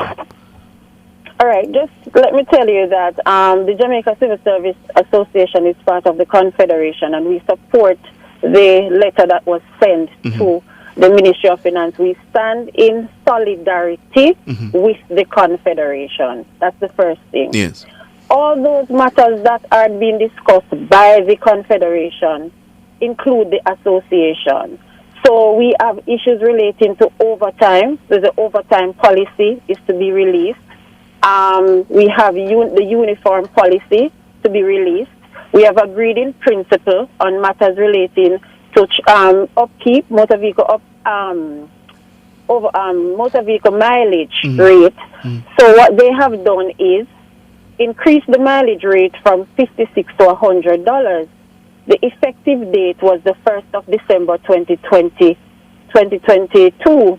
And we're saying the ministry had recovered their money from the 1st of April 2022. And so what we had asked for is for persons to recover their difference in mileage from the 1st of April to the end of November, and that is equity and fairness. We agreed in principle. They have withheld the passenger mileage, and we have discussed the matter and agreed in principle for the reinstatement of passenger mileage. Those things are agreed in principle. What we were at odds about was the increment. Increment in itself was not discussed as part of the compensation restructuring. What they have done is withheld the increment that public sector workers are entitled to based on their performance and did not factor those in the budget. Going back to the table, we indicated that that was not a part of the discussion, and therefore we will not accept that persons will be at one point of the scale for 3 years without moving. And so we came to a decision that the increment would be, public sector workers would be paid their increments. However, we are saying, since we have agreed in principle on some of those items, most of those items, release those items so that public sector workers can benefit in the meantime while we discuss the other outstanding matters. It's nothing that is unreasonable. But what Ministry of Finance said, it is a package deal. So basically, we have to accept everything. So it's all or nothing. And we're saying, no, it is not a dictatorship. It is a partnership. It is strategic consultation between government, trade union, and workers. And therefore, we are at the table and we are expecting the ministry to address those matters. The issue of contract workers who is supposed to be transitioned from contract to substantive position. Some contract workers have not benefited since 2022, since the restructuring. The people are suffering. The voices are loud. We are not asking for anything unreasonable. We are asking for the government to address the anomalies. To date, there are outstanding anomalies that we've written to the Ministry of Finance about, and we have not even gotten a response, not even an acknowledgement of receipt. All right, Mrs. Davis, let me pick up on that point about whether you take it all or nothing. Isn't it fair for the government to say, perhaps for tidiness' sake, that if you take it together as a package, then that's easier to implement rather than a piecemeal approach where, because there's agreement on one thing or a second thing, then you take it as you go along, as you form agreement? Well, the truth is that in the discussions that we had with the government, there was no indication that we needed to treat with the entire package, or else nothing would be implemented. There was no such understanding. And yes, that is sometimes an approach that's taken to negotiations, but the point is that it was never mentioned in the discussions that we had with the government until we wrote to them asking for those items that we had agreement on for them to implement. So I'm sorry. So you came to that understanding that they would be proceeding for the package approach when? When did that come up? You said you wrote to them. When we actually wrote to them and asked for them to begin implementing those items that we have agreed on. That was last year or this year? That would have been, I think it may have been last year. I think it may have been July of last year. Okay. We wrote asking for that to happen. And then we were given the response that we had to complete the entire package or nothing could be done. But I think what needs to be made clear, and Tisha made some mention of it, is that some of these items could actually be deemed to be reimbursable items. The question of traveling. So we have, as a result of a new circular that was issued, I think in November of last year, situations where traveling officers are being denied the payment, the reimbursement of their mileage rates because of this new circular that has come out from the government that now insists that travel documents should be presented. When in all the discussions that we had with the government, we agreed that there was going to be this new dispensation in how traveling is dealt with, so that upkeep that was normally paid is now part of salary, and that in relation to actual mileage covered by traveling officers, they would be reimbursed based on claims. No, and in all of that, it was said that we would do away with the bureaucracy of having to submit documents for motor vehicles, etc., seeing that upkeep is now part of pay. And the government unilaterally sent out a circular that reversed the position with regard to mileage. And so now we have young officers who have joined the service, or poor relief officers or public health inspectors who have joined the service. They have not yet been able to purchase motor vehicles, but they are being told that they have to submit papers for motor vehicles to be reimbursed.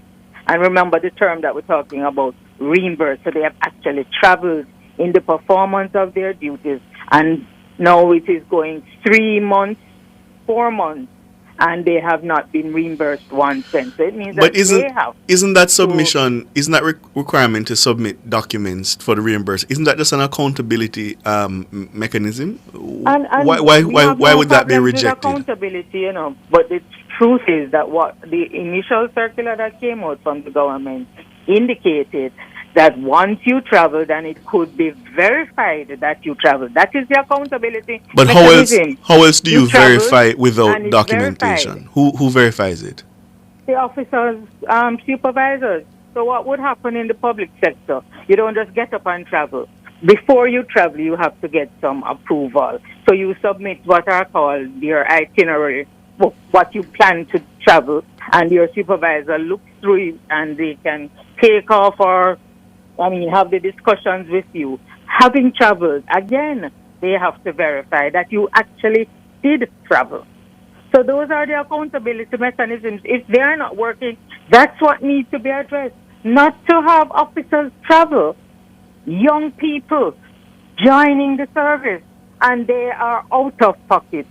And most of them may have to hire vehicles. They can't present vehicles, documents or taxes that they use to travel. That can't be done. And so what needs to be done is to withdraw that circular. So what has happened here is that we have a situation where we have agreements in principle. We are saying that certainly in relation to some of the items, overtime, we have overtime arrangements. Previously, there are several public sector workers that never used to be paid overtime. They will be paid an allowance. And we have agreed with the government that a new dispensation is going to come on stream whereby they will be paid actual overtime for work done in excess of their normal working hours. That can be implemented. What has happened is that people again are out of pocket because there has been no increase in the allowance that they used to receive, and they still are working overtime without being paid any overtime rates for the additional hours that they work. I believe a lot of this is something that the government doesn't need to get involved in. Let us, in an amicable way, move forward with the discussion, finalize the discussion. We are saying that the workers are at a point where they have certainly indicated to us, which is why we had to send the ultimatum, that the government is aware of the unrest in the public sector as a result of the undue delay in completing these discussions. Hold it there for us. We're up on the break. I want to try to understand more clearly that traveling reimbursement thing. You mentioned a taxi, so I just want to clarify that, but after the break.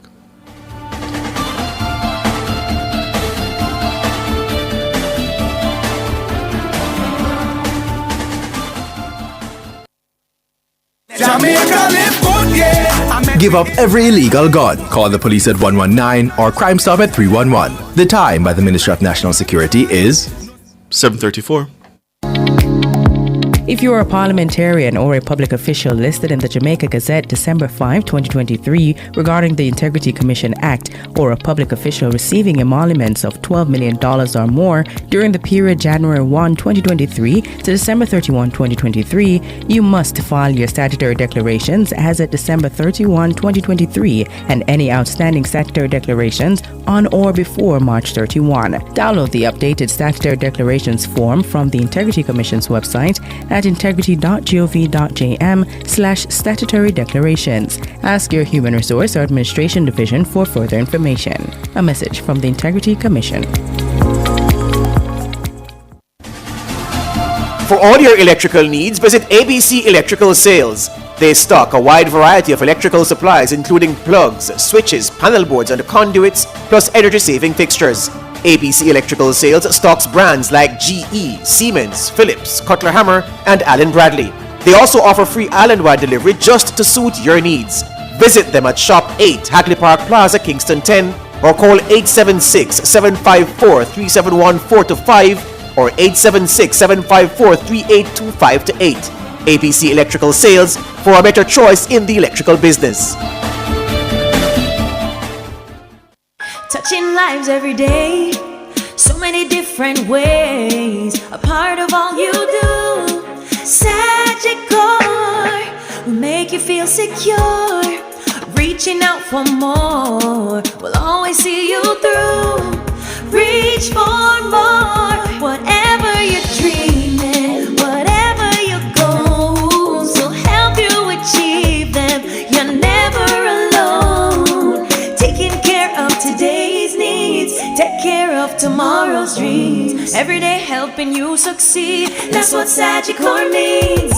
Today's needs, tomorrow's dreams.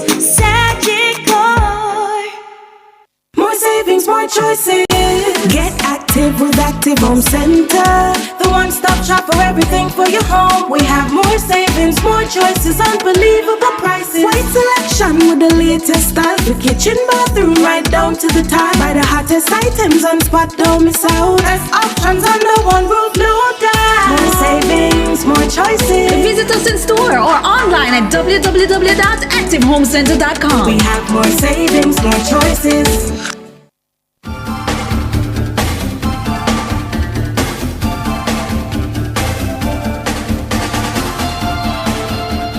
Thank you so much for staying with us here on Nationwide this morning. We're on the front page and we're discussing an ultimatum issued to the Finance Ministry by the unions. They are saying that they are prepared, to shut down the government service if the government continues to delay settling outstanding salary-related issues. And before the break, Helene Davis-White, you made a point about reimbursement for travel. And the feedback I'm getting is people are asking, what is so unreasonable about the government requesting that people provide evidence to support a claim that they traveled? And I hear you say that the supervisor would authenticate that travel. But certainly it's not unreasonable to say you could get a voucher to say you paid X amount of money in a taxi or so on and so forth. That's not unreasonable, is it? And that's not what the government is asking for. What are they asking for? Persons to submit papers that show that they own motor vehicles. That's what they're asking for. So what we're saying is hold on. So a person who travels is required to own a motor vehicle. Is that the policy? No, because in the past, what you would have had is that you would have an allowance paid to a person who does not own a motor vehicle but still has to travel. That was cut out. And what was put in place is the reimbursement of mileage based on the new rate of $100 per kilometer for every kilometer traveled. And that is what is supposed to now be in place. But in addition, they are now being asked to provide the papers for motor vehicles.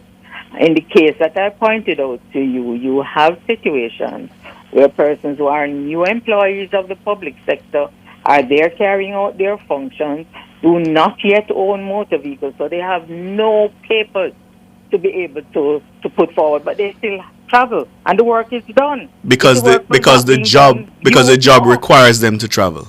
Yeah. May I just come in right here? Sure. Prior to the compensation restructuring, you had different types of traveling officers.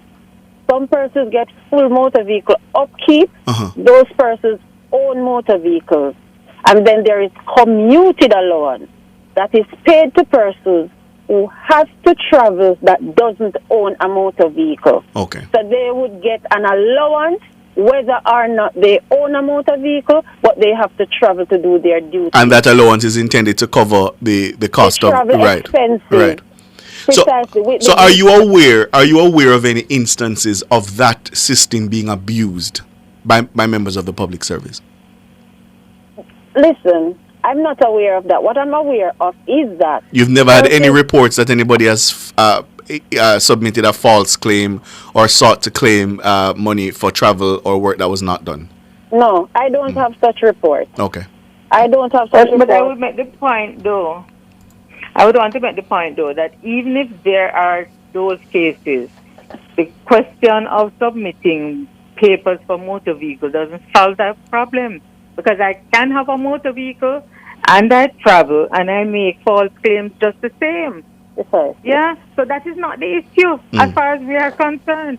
It's the issue if the government feels that there are false claims being made. They have not said that to us. But if that is what they feel, then there are accountability mechanisms in terms of supervisors paying impromptu visits because they have itineraries that would say you are supposed to be traveling to X place today. They can pay impromptu visits to determine whether you did travel. They can go out there and check with persons that you are supposed to have traveled to deal with to see whether you did travel. Those are accountability mechanisms. We have absolutely no problem with accountability mechanisms. What we are saying is that what is being done now is placing workers in a disadvantageous position. Some of them are now in a problem because they owe people and they cannot pay them.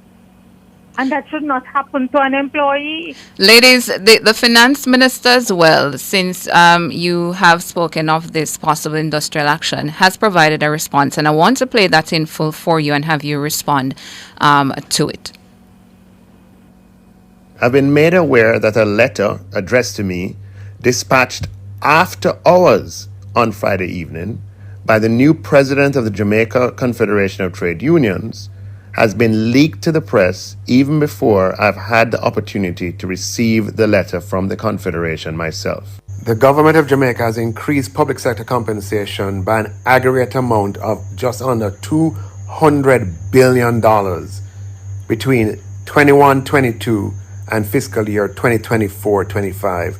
This is almost a doubling of public sector compensation from $222 billion or 9.6% of GDP to $414 billion or 12.6% of GDP across only 3 fiscal years. While we believe this to be justified and deserved, to accomplish it has meant that other items of expenditure that benefit other segments of our Jamaican society have had to be postponed.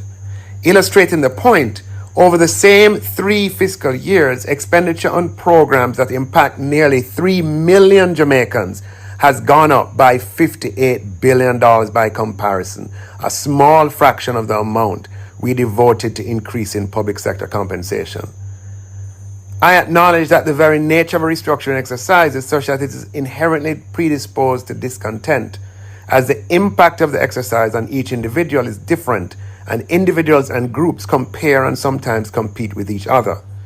Having implemented the salary portion of the restructuring, the government and the Confederation have been in discussions on some matters related to conditions of employment and benefits. In June 2023, we met with the Confederation and provided a set of proposals on these matters, and they wrote back in response 5 months later in November 2023. We promptly met with them in December 2023 and came to an agreement on 8 of 9 items in their written response. Only 1 item remained. During our meeting, we provided an updated proposal on that item, which they were to consider and get back. Given this progress in discussions, a disruption or even a threat of disruption would be an unnecessary escalation that the public must see in the context of a competition for resources. But as Minister of Finance, sworn to represent all Jamaicans, we cannot afford to allocate resources based on who shouts loudest. On one hand, we have approximately 3 million people who are crying for improvements in roads, water, garbage, public transportation, sewage, and other public services, which can only be addressed by an increase in allocation to capital expenditure that funds public investments. Yet, twice in this fiscal year, we had to reduce capital expenditure to accommodate wage demands. I can't be any more transparent on this, and I hope all Jamaicans hear me, that if this continues, the country will go backwards very quickly. While I understand how some public employees may feel, I appeal for patience and understanding. We are making a tremendous effort that is evident in the sheer size of the increase in allocation to public sector compensation. Mrs. Clark Griffiths? Yes. That's the finance minister this morning in response to the threat of industrial action. You know, what is unfortunate is that the Minister of Finance is very disingenuous in his comments because we are not making wage demands. We are asking for the Ministry of Finance. The Ministry of Finance has decided to change the way they compensate public sector workers. In doing the compensation restructuring, there are issues that has arisen as a result of this implementation. Supervisors and supervisees. The supervisees are earning more than supervisors. We have issues where staff that were getting more salary before the compensation restructuring is getting less. The narrative that was sold to public sector workers that no one will be worse off is not the current reality. We have persons who are worse off. We have persons who are delaying appointments because if they're appointed and promoted, they're going to get less pay. That is the reality on the ground, right? So we're asking for these things that have caused the anomalies to arise. We're just asking for them to be addressed. No, we are not. We are cognizant of the facts and the needs of the country, and the Ministry of Finance has indicated to us that the wage bill was 130 billion. We are now learning that the wage bill has been inflated. Every time you speak to the Ministry of Finance, he has a different figure. He has been inflating figures all over the place. We have asked the minister in the last meeting, how much will it cost to implement this thing that we're asking for? And we are not able to get a definitive amount. Now, what we're saying is this. The issue of the outstanding issues of anomalies, the issues that was just outlined by Mrs. Davis-White and myself, they are not unreasonable. We are just asking that you fix those issues because they are causing unrest. They are causing the morale of public sector workers to be diminished. And we are not being unreasonable. So I have heard him, and I have noted some of the points that he made, but my stance still remains the same. When you say you have not been able to get a clear picture, $200 billion, that's not what you've heard from the minister in terms of the wage bill. Meeting, the minister indicated to us, and I have it written down in my diary, that the amount was going to be, it was 130 billion. That's what we were told. If that figure changed, this is the first time we are seeing it. So I'm saying that what he has indicated to us is his inability to respond to our requests. And we're saying it is not something that we are asking for that is not in keeping with public sector transformation. The Ministry of Finance unilaterally makes decision to send out circular without having any form of discussions with the trade union. Circular comes out on a Saturday. On a weekend, when we as trade unions would meet to discuss matters, these things were discussed between all three parties, and when they make decisions, they don't consult the unions anymore. You just wake up to a circular. Circulars that are causing more harm than good.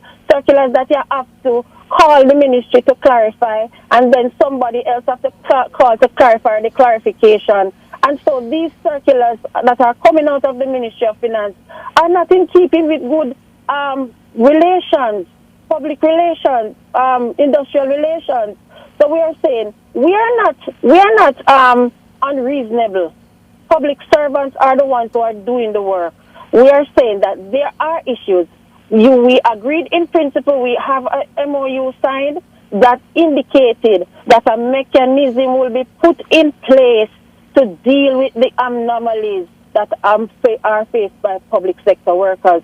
Items 8 and 9 of the MOU indicated that the ministry will put a mechanism in place, and in year 2, we will deal with these things. Year 2 ends on the 31st of March, and nothing has been accomplished. The JCSA, the Confederation, is demanding that these issues be addressed. That's all we are saying. We have a signed agreement that says, let us continue discussion on these matters, and we deal with these things in year 2. When is it going to be settled? We are saying we need them to be addressed. That's all we are asking for. The minister has indicated that we as a trade union is unreasonable. I don't think we are. And we are not making any wage demands. We are saying you have started a process that you indicated we're going to continue with the discussion with the trade union movement. We are saying that we are not getting what you have indicated, even though we have signed an agreement that this is going to happen. It is not happening. What do you say to a skeptical public this morning who is, looking at the productivity numbers and they're going down, but then you're asking taxpayers for more money? The Ministry of Finance has indicated that the economy is doing well. And the public servants has a lot to do with the economy doing well, because we have been working.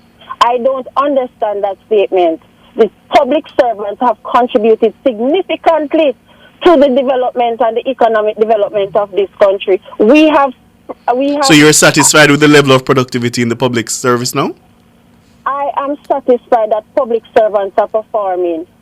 No, that wasn't the question. I'm asking if you're satisfied with the level of productivity in the service. I am satisfied that the country is doing financially well, and as a result of the country doing financially well, the public servants are significantly contributing to the country doing very well. And you've measured that? You've measured that? I am satisfied that the public servants of Jamaica have contributed significantly to the development of this country. Hence, the minister can boast about the productivity and the increase in economic development of Jamaica. The public servants have contributed to that significantly. That's what I'm satisfied with. Okay. A final one. Mrs. Davis White, there's always the criticism from people who, they see certain union leaders, there's a failure from them to do right by workers at the negotiating table. And then they use these threats of strike to try to get their way. Why must it come down to pay me or I'll strike? What's the value of the negotiation process then? Remember that what we are putting forward are the views of our members. It's not the views of trade union leaders. I can tell you as a trade union leader, we have been under severe pressure from workers who have started to basically underwrite the cost of doing the work on behalf of the government of Jamaica, and that should never be allowed whatsoever. We have also seen, coming out of these discussions, a government which has broken agreement, so to speak, by issuing circulars that are in contravention of what was actually agreed, and in some cases, issuing circulars about matters that were never discussed, but that have changed the relations in the public sector. So what we are saying is that we want to get back to the table to iron out these items. I mean, as trade union leaders, we recognize that industrial action is the last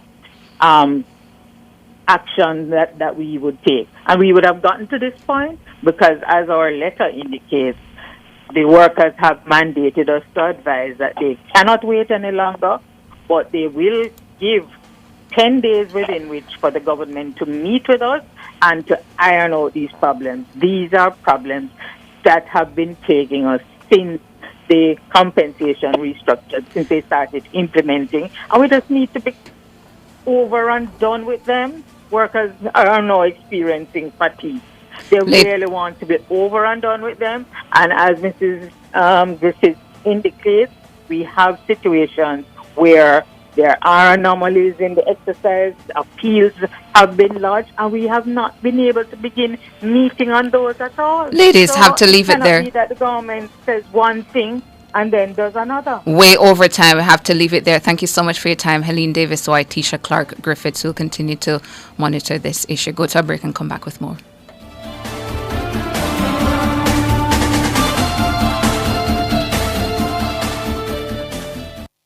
Listen up, motorists. Speeding burns more gas. So slow down. The life you save may be your own and also that of your loved ones.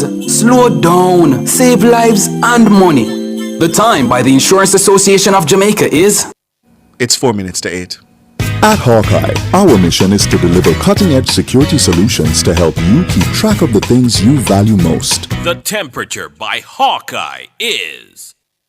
It's 25 degrees Celsius in Kingston, 24 out west in Montego Bay. Me grew up as my granny save her money under her mattress. But at an old time something, that's where I save my money in the bank. And become a one buy a little house, but also save in a building society. We have to be smart with how we save our money. So, what if the bank crash?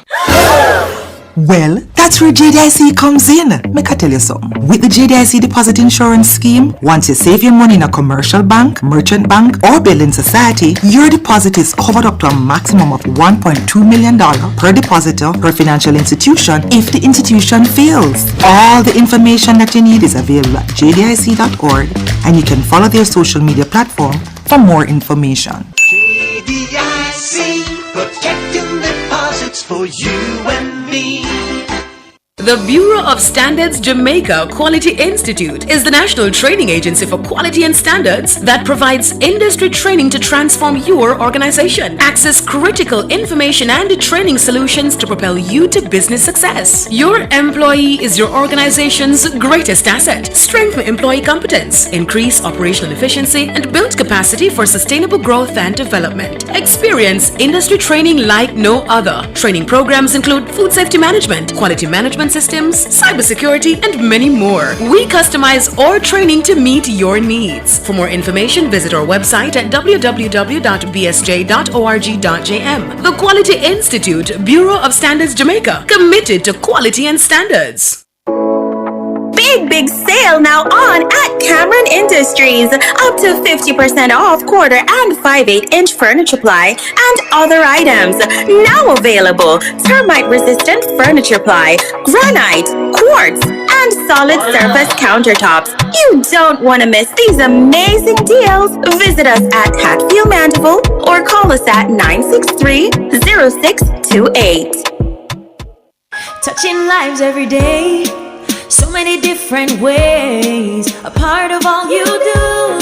Sagicor will make you feel secure, reaching out for more, will always see you through.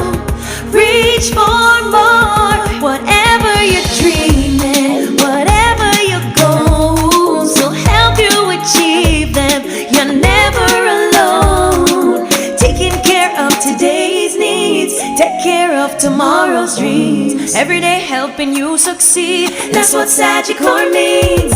Today's needs, tomorrow's dreams.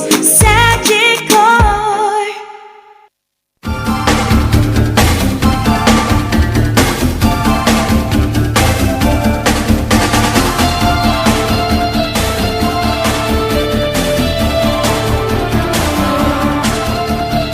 Up next, across Jamaica.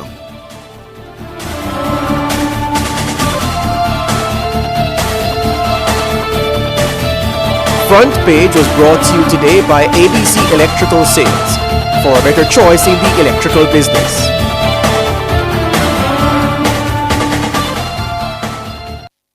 You're listening to Nationwide 90 FM. The time is 8 o'clock. From the mountainside to seaside, countryside to townside, inside and outside, it's across Jamaica this morning.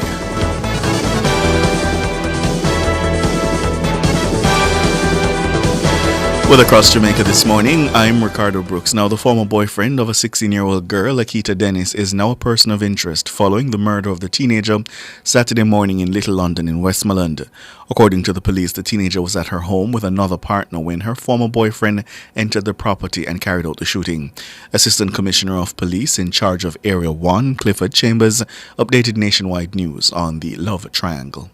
The police are actively pursuing investigation in the murder of Akita Dennis, which occurred on Saturday morning at her house when she and her common-law spouse, Darren Stewart, were attacked by a lone gunman who entered the yard and opened gunfire on them. At this point, the investigators have identified a young man by the name of Jermaine McNeil, who in fact is a former boyfriend of Akita Dennis.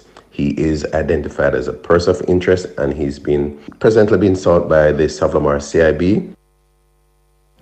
The former boyfriend is being encouraged to turn himself into the police. If he has an attorney, it would be strongly advised if he come with his attorney. So at this stage, investigations are far advanced, and the police are now expecting that this young man, Jermaine McNeil, will make himself available to the police in pursuit of further investigation. ACP Clifford Chambers, head of the Area 1 Police. Leading environmentalist Diana Macaulay believes environmental fines do not serve as an effective deterrent against pollution. Her comment comes as the country awaits details from the National Environment and Planning Agency, NEPA, on the cause of the latest fish kill in the Rio Cobre. On Saturday, NEPA disclosed that there was a minor fish kill in the river.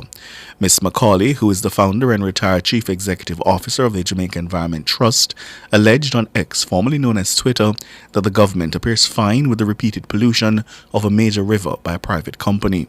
She told Nationwide News that the country is not serious about protecting the environment.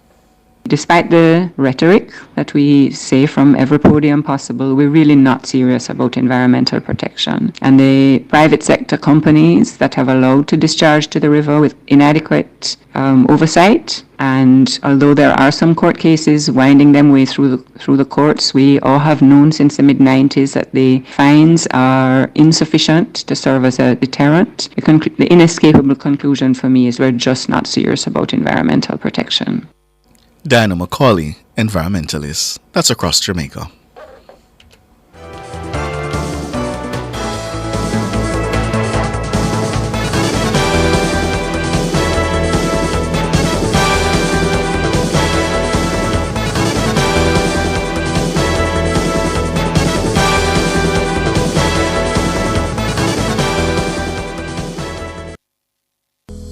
Cool loans, selling your 500 grand. We buy appliances and electrons. All flexible, payment plan. Yeah man a hot cash.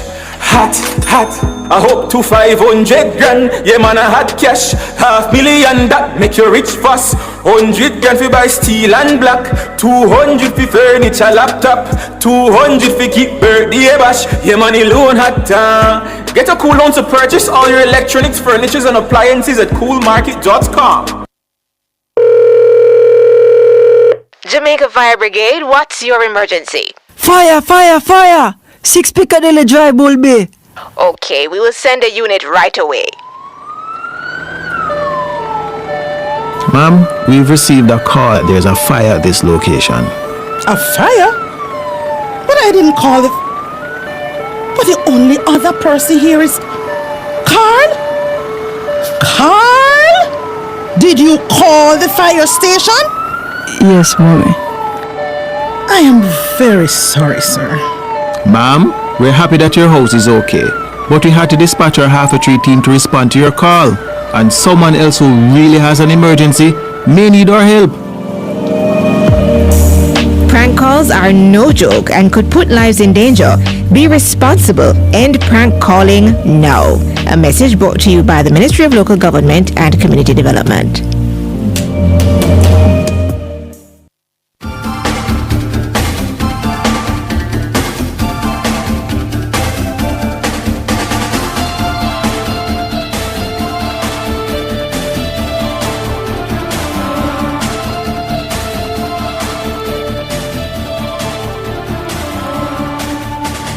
Welcome back to Nationwide this morning, turning our attention now to incident in Westmoreland. The former boyfriend of 16-year-old Akita Dennis is now a person of interest following the murder of the teenager Saturday morning in Little London, Westmoreland. According to the police, the teenager was at her home with another partner when her former boyfriend entered the property and carried out the shooting. Assistant Commissioner of Police in charge of Area 1, Clifford Chambers, joins us now. Good morning to you. Good morning, ACP. Hi, good morning. Good morning to you and good morning.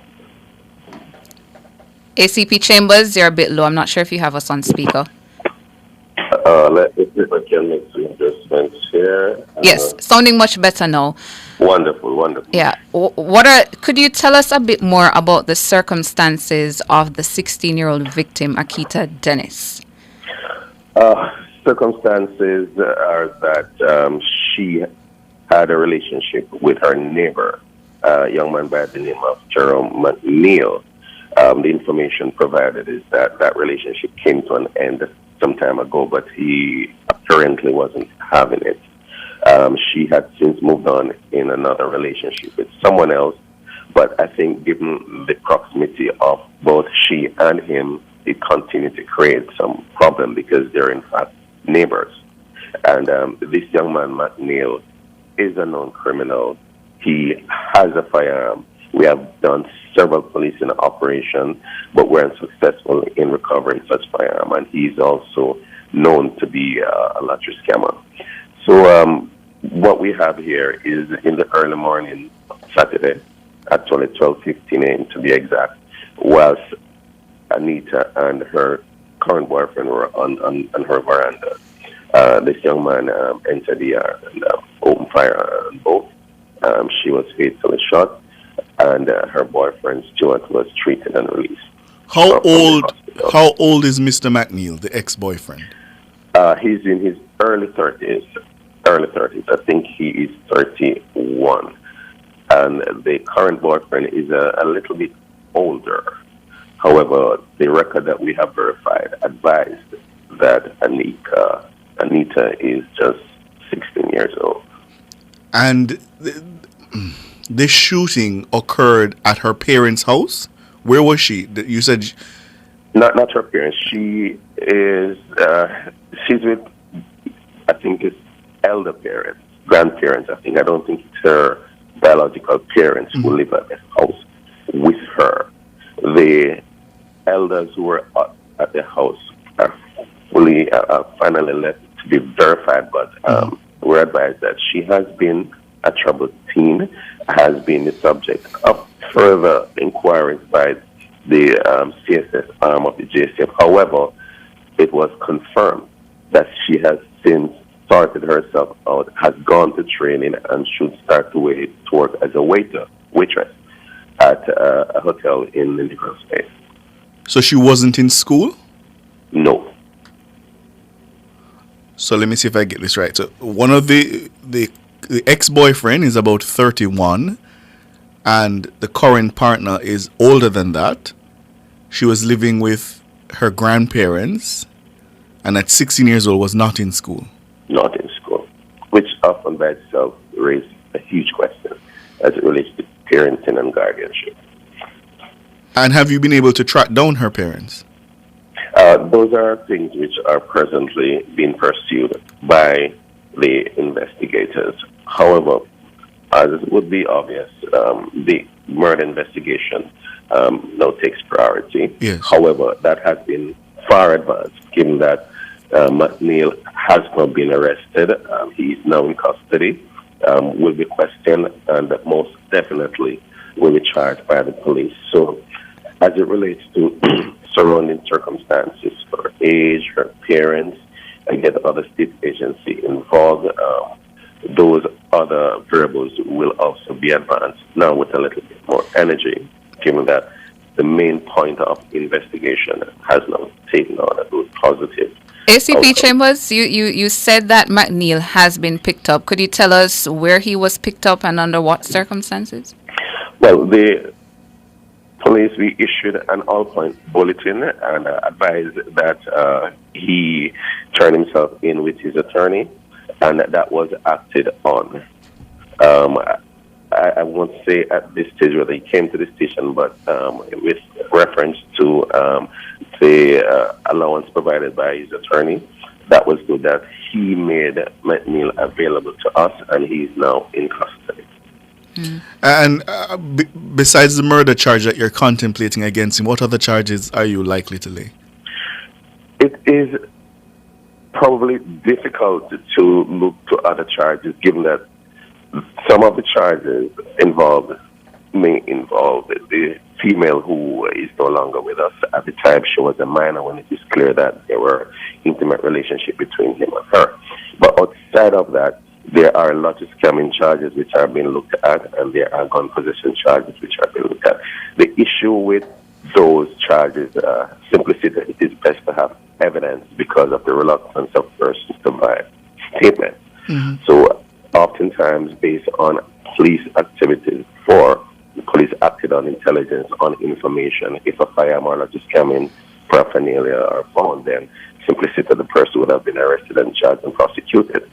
At this stage, it depends on the nature of evidence which were garnered before, but officers will be looking definitely at lottery scamming offenses as also possession of firearm based on what led them to have acted on complaints against this person on previous occasions. Just going back to what you said earlier, ACP Chambers, about your community safety and security branch providing some intervention to the teen at one point. What was that intervention, and were the grandparents or the parents involved in that? Yes, the information / report that I'm in receipt of is that Akita was a troubled child. Probably based on socialization, she was kicked out of school a few times, and with the school resource officer construct and with the community outreach program in that particular space of Top Lincoln, Little London, the officers got involved and tried to intervene with regards to her behavioral issues. And I think that's part and parcel that led to she being exposed to some training that would facilitate her being able to be self-employed. Now, there's a thin line between her age and being able to employ. I take it that she is over 16, so there might be some allowance there. I'm not too keen on the legislative arrangement there. But from all indication, she has been trained and should be taking up employment as a result of training she has received as a waitress. And now, unfortunately, she's no longer there. How common are these kinds of relationships in the area that you have jurisdiction for, ACP? They're more common in Westmoreland and Hanover. At Trelawney to a lesser extent, but I must say that they are common. We're seeing children below a certain age having children. We're seeing persons being arrested for having sex with children under 16. Oftentimes it's not reported, but it is because of community intervention and observation by police that led to the matter being reported. So it is really an issue that, in my view, ought to be looked at from a community standpoint, because oftentimes the police don't get involved unless or until something happens, like a crime is reported, and so on, and then we are involved.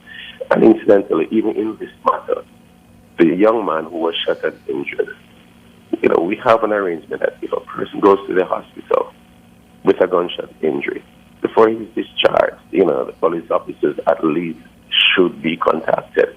So here we have the boyfriend injured, treated, and released. And now we got the information that he might have been a person of interest in crimes that might have been committed in the corporate area. So we really have to tighten up on this aspect of how some institutions do their thing. We know that they're overwhelmed, yes, but this man could possibly be a wanted person in another jurisdiction. So this is not being looked at. So based on what you're saying, both these grown men over 30 that she was involved with, both of them are on the police radar as being involved in criminal activity? Yes. And again, I have to add, it is not for the lack of police effort in these spaces. If you look at the deployment in these spaces, coming from a triple that we had in Frome, the deployments are many, but again, it's kind of difficult to police neighbors in this instance, And actually coming out of the constant deployment, the police were able to make some arrests, recovered firearms, yesterday, the day before yesterday. So it cannot be construed, as if it is a gap in the police and operational efforts in that locale. I want you to talk, ACP, directly to community members and parents, even grandparents, who may be aware of these relationships between grown men and children. I want you to talk to them this morning. What would you say? I would say, if you don't trust us or you don't want to communicate with us, we have the STARS project in Westmoreland. It's a project that looks at the welfare, the well-being, the whole communitarianism construct, get involved in it. They teach you trade. They get your job. They look at your situation. They interview you. They look at your most needy situation, and they reach out. You know, there are so many agencies out there that you can reach out to. There's the church. There's community welfare, community outreach program. It is a problem. And I would just urge these persons to find help, find support, because at the end of the day, what will happen more often than not is that you're either going to become a victim of crime and violence, or you're going to be part of those who commit this crime and violence. So there are just so many agencies which are there. They're found everywhere. Google, where can I get help? Where can I get support? Who can help me? And just get involved. And I can tell you, I can vouch that the police service is now operating at a higher professional level. Reach out to anyone you see, talk to someone, engage someone. It is very important for us and our welfare and our well-being, all of us. Yeah. ACP Clifford Chambers, we know you have a meeting now. Thank you so much for taking the time to speak with us. We appreciate it. You're welcome. Yeah. No, the community, parents clearly failed that child. Yeah. 16 years old, 2 men. I thought the boyfriend was somebody closer to her age. Yeah. 2 grown men over 30. And based on what we're hearing from the ACP, known to the police, one might have been person of interest in a whole other jurisdiction. Very, very, very sad situation. Yeah. Very sad. And at 16, having to go get a job, kicked out of school, he says multiple times. Mm-hmm. That's very, very sad. Take the break and come back with more.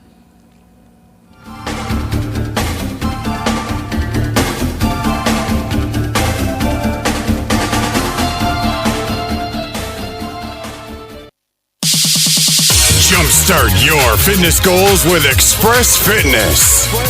Sign up today and restart your fitness journey at an Express Fitness location near you. Enjoy safe, comfortable, and well-equipped gyms from 7 a.m. to 8 p.m. daily. Call 554-5180 for a full listing of our open locations. Express Fitness. Express Fitness. Your goal, our mission. Time to pay your tax? Relax! You've got this with your Sagicor Bank Business Credit Card. Use your Sagicor Bank Business Credit Card to pay your taxes and get a 1-month payment holiday. New cardholders get first-year annual fee waived. Plus, you get up to 55 days interest-free and earn unlimited reward points every time you spend. So when you're ready to pay your tax, relax! You've got this. Use your Sagicor Bank Business Credit Card and enjoy the best rewards ever. Conditions apply.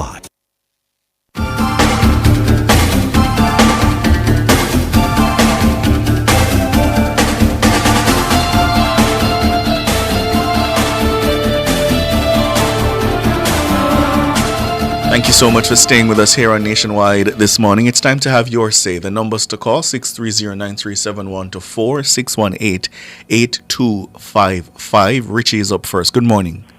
Good morning, Rico.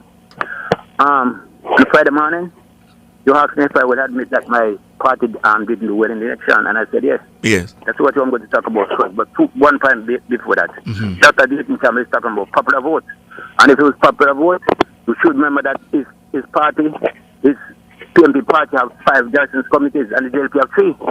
So the most would have more popular votes. So that's my first point. Anyway, Rico, I listen the program and click for that program that day, which Mrs. What's her name in West again? Talk about the people down there, the PMP youth said we get more from the other side, and for us to vote for you, we have to do us more. Then Mr. Price come on, and he said the youth in my community said we want more, we want money, and I'm not giving them. And I said to them, I'm not giving you any money. And they said that we from a broker, and the amount of money that they want is hundreds of thousands of dollars, and that money is to give to one person, and that person circulates it. What I'm learning from it, what the PMP, the JLP people said in terms of money, Mr. Price confirmed it. And what I'm getting from it, these are youngsters, and they are, what do you call it now? They are gangsters and they're extortionists. And this is what I see in the party. Mr. Meadows, talk about, what did he talk about again? Remind me what Mr. Meadows said. Down on the street. What do you call it again? But Scamming. Chopping street. But Mr. Meadows is right because that is what in the party. These are things that they do to get the vote that you're talking about. And Ricardo, tell me something again. Who does that to get votes? The PMP party. They chop the street. No, but you don't have no evidence of that. No, listen what I sent you again. For what Mr. Price said. Yes, he said that there were people who offered money to ask for money. But he didn't say that it was PMP people. You don't have no evidence of that. But whether they are PMP people or not, they are asking it. So whether they are PMP or they JP or they want to vote, they're going to vote that way. They're going to vote what way? They want to vote for money. Yes, but whether they are JLP or PMP. Right. So I'm trying to understand how you conclude then that it's something unique to the PMP. I am saying if they are JLP and they will vote for PMP once they get the money. Am I right? No, I'm not quite sure I'm following that. Well, I'm saying again, if they are JLP and they will get the money from the PMP, they will vote PMP. Or vice versa. I'm not saying vice. I'm looking at it one way. No, but you can't. Because you can't make it unique to the PMP. You have any evidence making it unique to the PMP? I'm saying if they are labor rights and they can get the money, they will vote to JLP. Or if they're comrades and they can get the money from the labor rights, they'll vote for the Labour Party. Well, it is possible so, but when that they are asking him. No, but the JLP reps also said that they face demands from their supporters for money. They said that. Creary said that, for example. That people he helped, yes. Juliet Cuthbert-Flynn said that. Anyway, I have to go to Richie. You got a good run. No, sir. It's not enough. Oh. It's all right. Richie says not I'm going enough. to pick it up again. All right, you can do that. 630-9371-4 618-8255. Martin, good morning. Good morning, Ricardo Turner. Morning to you. I would like you guys to get some people, maybe it's the Attorney General, the EOJ or ECJ, to explain this thing to me. First and foremost, I am not confused as to who won the election. However, it is baffling to me how the councillors for the Portmore can be counted separately and then be included in St. Catherine. Yes. Well, okay, so the Act recognizes three types of local authorities, yeah? Municipal corporations, city municipalities, and something called a town municipality. Portmore is a city municipality, right? And so it is counted separately. It has its own mayor and its own arrangements in terms of administratively. But the anomaly, and you're right, is that those councillors also sit in St. Catherine, which is why it is important, I think, certainly from my perspective, to now completely separate Portmore and give it its own full autonomy as a parish. That I think would clear up the problem completely, because then you know that you would have to count it, because it would be a parish in its own right. So which one of the official release are correct? Is it the 7-5, or is it the 7-6? Because the 7-6 again, it just makes no sense for us to double count something. Yeah. If it is that it's separated, then you should say Portmore is this and St. Catherine is that. It's the 7-6 because the first one counted parishes, right? And therefore it didn't count Portmore as being distinct.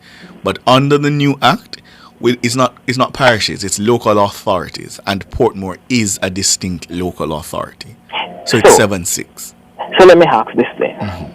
Stretch my mind now. Yes. The Prime Minister indicated that the bill to make Portmore a parish was ready. Yes. And let us say it is passed within this financial parliamentary year. that would separate Portmore and St. Catherine. Yes. Yes. So when it separates, then we'll have to elect a new mayor for Spanish Town then.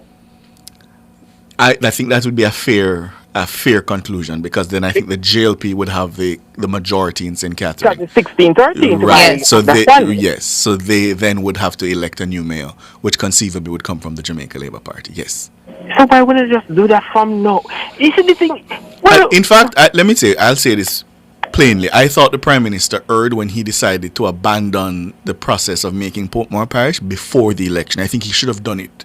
They should have gone ahead and done it before the election, and that would have gone a far way in not in solving this confusion that we're having about it. It needs to be separated. I think that's just reasonable at this point to separate. And again, I'll make one final point. This is Monday morning. I have still not seen any repudiation of the PNP's false claim that they won the election from civil society. I do not wish. There has been. Yeah, man, there has been. Carol Narcisse, certainly, yes, I recall. Narcisse has said it from about Thursday. Right. Or Friday, but she's one out of the millions that we have. I do not wish to And see no, I this think country. I also saw Mikel Jackson of Jamaicans for Justice also see weighing. that. Yes, I think she I did weigh didn't on see. Thank you for X. that. Yes. I will check. Yes. I will check. I do not wish to see my country descend into chaos like the Americans. Yeah. My country comes before any form of politics. Yes. All right? Yes. Thank you. All right. Thank you, Thanks for the Martin. call. Who's next? The number is 630-9371-4 and 618-8255. Connie, good morning to you. Morning, Donna. Morning, Ricardo. How are Good you? morning. Doing all right. Morning to your listeners. Donna, I heard your interview with the two trade unionists, and I thought you asked a brilliant question where you posed to the ladies, why is it that they should want more when their productivity has not increased, right? Pretty much. Remember that question? Yes. Right. All right. Let me ask you a question now. When you juxtapose that question to politicians who have been given among the biggest increases, what do you make of that? Do you see the outrage? That's a good that's a good question as well, Connie. Yeah, to expect more from them too. Yes. Right. I mean, in the recent elections, many have claimed that they don't know their councillors. Yes. Right? Now, you remember the many protestations when this egregious decision was made by the Holness government. Do you remember seeing any protest directed at judges or special teachers, principals? They were all directed at politicians. Yes. And everybody knows that they have not delivered. And when I listened to the interview, I think it was Miss Clark's response to your question. I know she couldn't say it, but it was almost unsaid. What have politicians done for their increase? What have they done? Yeah, I won't be long. No, man, no, that's a fair point, and there certainly is a need. There certainly is a need to strengthen the accountability mechanisms around political office, so that those who do not perform, you'd have to wait 5 years to get rid of them. I completely agree with you on that. No objection from us. I must tell you, barring all the good that the Holness administration has done, this is it is so unforgivable. I must tell you. An irony has been created by what they have done in increases to the politicians. What we have arguably the greatest destroyers of the economy for over 50 years through corruption, mismanagement, cronyism, nepotism. We have the greatest destroyers of the Jamaican economy being among the biggest beneficiaries of an improved economy. And you're saying that based on based on their salary increase, there's some of the cannot be reconciled.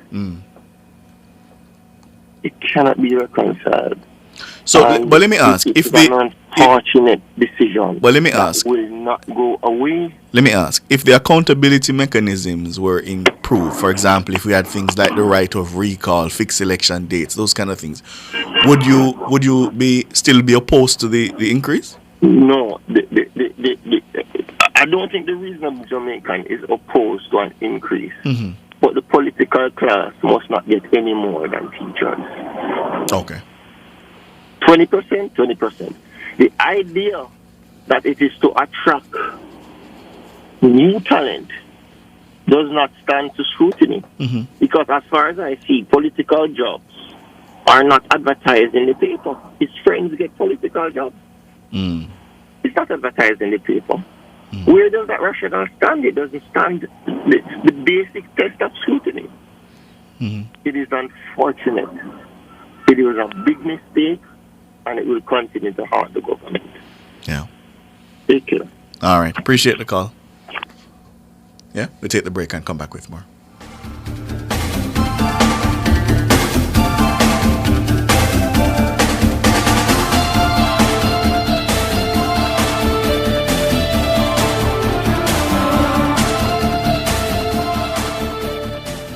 The Development Bank of Jamaica provides collateral for your business loan. For more information on their credit enhancement facility, visit www.dbjcef.com. The time by DBJ-CEF is 29 minutes to 9.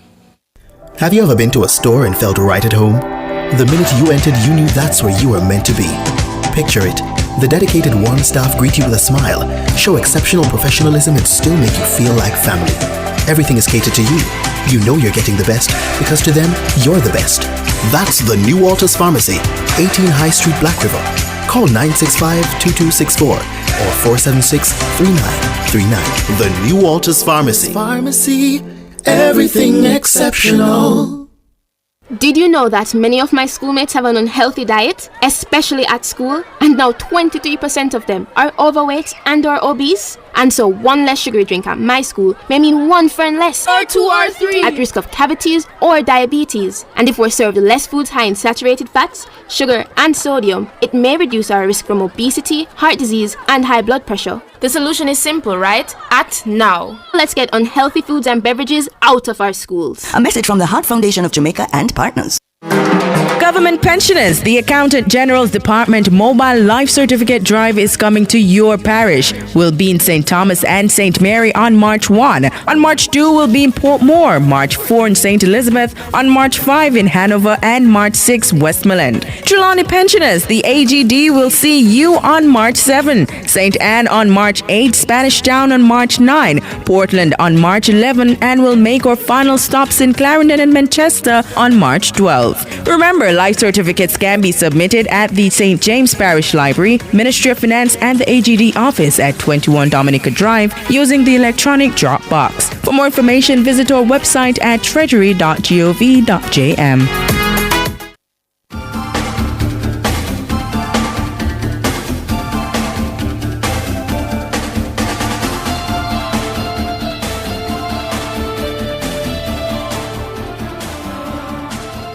Welcome back to Nationwide this morning. Still taking your calls, 630-9371-4 and 618-8255. Herbert, good morning. Good morning, Tana and Ricardo. Good morning. How are you? Doing all right.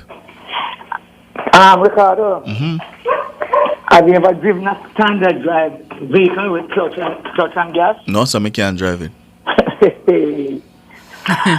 Well, I'm going to tell you that the Prime Minister has to learn to drive clutch vehicle if he don't know to drive it. Yes. There's a time when the vehicle breaking down and you have to keep it going. And you use the heel and hold the brake and you tow and press the gas. So you call it heels and toes. You see them something me can't manage and me just want to put it in a drive and just move. So the Prime Minister has to learn to manage that. Yes. And that's what he will have to do now. Yes. You hear that those people on the river this morning, I don't remember her name now. The union bosses? It was come out more forceful. You hear her style of voice. They have the wind in their sails now. So who is the they that have the wind in their sails? Who's the they? There's a third party, you know, and you people don't want to understand that there's a third party underground which is being led by these intellectual people. You understand me? I see. And now that they have their wind in their sail because of last week's election, the Prime Minister will have to learn to play heels and toes. We seem to have a Donald Trump in Jamaica now. No, I think that's an overstatement. I wouldn't go that far. No? Yeah, man, that's an Then overstatement. if the president for the party is not giving up losses, isn't that the style of Donald Trump? I think that's an overstatement. See that? Listen to me. I'm not hearing you so good. No, man, I'm saying I think that's an overstatement. Feed on what I'm saying. You understand me? Even up until today, they don't accept defeat. Feed on what I'm saying. I'm not going to waste the time any longer. Feed on it. And the Prime Minister has got to now press gas. Gas and brake. Gas and brake. Okay? All right, my brother. Appreciate the call. Yes. Sandy, good morning. Morning, Ricardo. Morning, Tana. How are you guys doing? Doing well. Two things. I cannot agree with the male caller, not Herbert, the one before. Put things in context. If you have 250, you have 63 parliamentarians, right? And you have 228 councillors. If you put them together and give each of them $2,000, what is the number versus giving 120,000 persons $2,000? Yes. Yeah. You see, very often in the public sector, there's this comparison with salaries, and not just politicians, leaders, heads of public entities and their staff. Who is going to take up and do the job? The job not easy, Ricardo and Donald. True. And if the I have no issues with them getting the salary increase. You know why? I want to see the accountability framework in place. But that is the thing, Sandy. We don't yet have that, and there are so many parts of it that we've been promised that have not come. So, for example, it is hard for people to accept when we were promised fixed election dates from 2016, and that still hasn't happened. We were promised impeachment legislation, that still hasn't happened. So those things need to come. Absolutely, and that's what I've said. I have no problem with their increase. I don't begrudge them the increase, but there has to be an accountability framework that the ones that are not performing, and we know that there are some of them that are not performing, that you can get rid of them. You can hold them to account. Yeah. And this thing where we compare teachers, every single time we talk about salary, we talk about teachers. A principal's salary is 9 million onward, you know. Since the restructuring, review. yes. Ricardo, 9 million, that's more than a director in a ministry gets. Yeah. You hear what I'm saying? So we need to stop doing that because job functions are different. The second thing is that head of JCA don't appeal to me. Of where? She's a JCA, Jamaica Civil Service Association. Griffiths, Miss Griffiths. She doesn't appeal to me from she got that position. She's aggressive, and aggression is not the way. If I used to get 700,000, Ricardo, and this is real matters in the public sector, so they need to be honest about what they're coming on radio and saying, because not everybody buys into the narrative of saying we're not getting it, we're not getting the correct salary. Right. There are anomalies that need to be repaired, fixed, but it is not everything. Yes. You used to get $56 per kilo and $21 per kilo for passenger mileage. That is $77. The government give you $100 per kilo and tell you no passenger mileage, and you're quarrel still. You're still getting your concession. You still have 35 days vacation leave for those who have been here from time immemorial. You still have 28 days. You still have 21 days. You have 10 days. The minute you talk to a public servant that you have to supervise, they call a union. They're doing no work and you can't get rid of them. Which is a complaint that you see, and the whole thing about accountability again. So on the one hand, yes, accountability for the politicians, but there are people in the public service who are now commanding these salaries who are not being held accountable. I was actually surprised to hear Mrs. Griffith saying that, she thinks that the work of the public sector is one of the major contributors to how good the country is performing economically. No, because people threaten them that they're going to withdraw their membership, and if they withdraw their membership, then they don't have the money.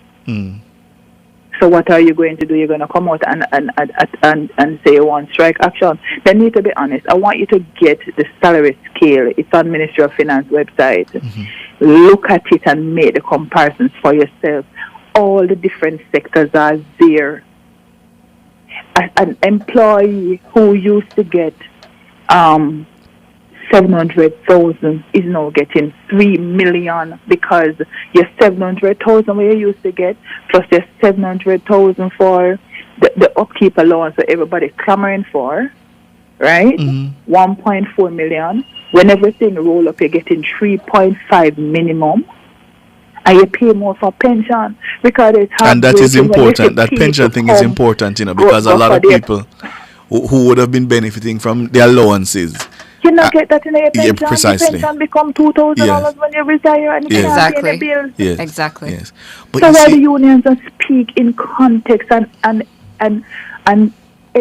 give people the knowledge that they need the information to make the correct decision. Yes, there are anomalies that need to be fixed, but you're saying because the minister report that the macroeconomy is doing well, the only beneficiary should be the public sector, and they have people out there talk about politicians' salary. There's a regulation that governs the salary for politicians. Boy, here's the challenge. Everything that you're saying, rational, reasonable, completely. But then when you factor in people's emotions and just how people feel, I've come to realize that you can't lead with emotions like that. But you mislead people. True. But I've come to see that in this country, sometimes it seems emotions will always trump the facts. Unfortunately, disrupting the country for what? Have you ever gone to the tax office? I have. You go to the tax office and you have 20 cashier and there's only 4 working and one doing more work than the other 3. Yeah.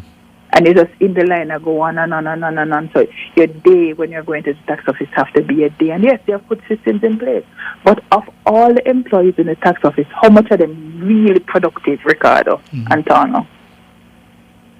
Pico, every way that you go service, call a ministry right now in an agency and say how long the phone rings. Yes. Tana sits across from me, so she knows I've had that experience recently. Yes. Yeah. Ricardo and Tano, you see, we talk about politicians mash up this country, but everything starts with us here, individually. Yes. When we're honest with ourselves and what is required to move this country forward, then we'll get it right. The culture needs to change. And it not change because the generation, each one teach the other one to be the same or even worse. We don't talk about anything. When you speak honestly, they say you're aligned to a political party. Yeah. Right? When you try to do your work, they say, try turn boss. We can't continue this way because how much more of, if private sector don't pay tax, how we get paid? Ask her that from, make private sector stop pay tax and see how much government people have to get laid off. Yeah. The ministry can't, I don't think the Ministry of Finance, have you ever read the staff orders, how dated it is? They can't do anything to it because the union they need to be updated. Yeah. Don't pan them back on them. Everything they try to do, they must consult with union to do your work. And you see, and again, that is also part of the problem because the politicians are also afraid to do anything because they think in the 5-year cycle, and there's always an opposition that is going to pounce. Of course, and so opposition going pound on it and tell you that this, precisely. And that's why nothing has changed. And the same thing attended to the salaries of politicians. They have remained as they were for so long. They remained as they were because it was politically unpopular to increase their salaries, and so it just didn't move. No government can't make decisions based on that. Well, you see. Because you're also a public servant, you're an elected public servant. But then when you take the bravery and you make the decision, this is what happens. Well, I'm hoping that people will use them common sense, as our grandmother say, and make the right decision when the time is right. Because they come out and they talk. I hear the opposition beating about contract workers. All contract workers in the public sector are not equal enough. You have contract workers who get gratuity and you have contract workers who don't get nothing. So some of these entities will come up and make up noise. We need to go do some research in them. It's lies them I tell. The staff get 25% of their gross salary, plus leave, plus medical, plus insurance, plus all these things. You're a member of the public service? Ricardo. You'd have to tell me exactly. Okay. Yes, I am. Okay. All right. Yes, I am. They need to be honest and stop it. There are anomalies. I think, based in the entity that I work and at the circle that I become, I think the Ministry of Finance is trying their utmost best to fix them. Yes, there are some issues that really need to be fixed. But when people say that they don't benefit, them wicked and lie, man. If I can say that on the radio, you benefit. You mean I get the 500,000 you didn't want a month, you know? But we have never gotten $20,000 one time. Never. Go look on the changes in April coming. People moving from 6.9 to 7.9. I want you to look at it. Another round of increase coming April 1. Okay. Yeah. Look at it. And look at the change. Give the thing time, no? Give it the 3 years to taper off. And then where it don't taper off and people are still affected negatively, then you deal with those individually. Mighty God, we're going to mash up the country? Appreciate the call, Sandy. May God not work. All right. All right. 630, no, birthdays.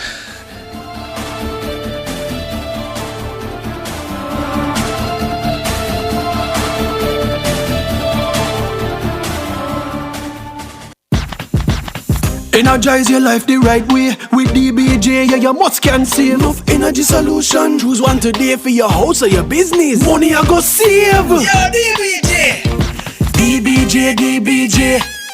Energize your life the right way. The Development Bank of Jamaica Limited is here to help you with the purchase and installation of renewable energy systems to help you save on your energy bill. Contact your business banker or bank today. Energize your business or home the right way with DBJ Energy Loan.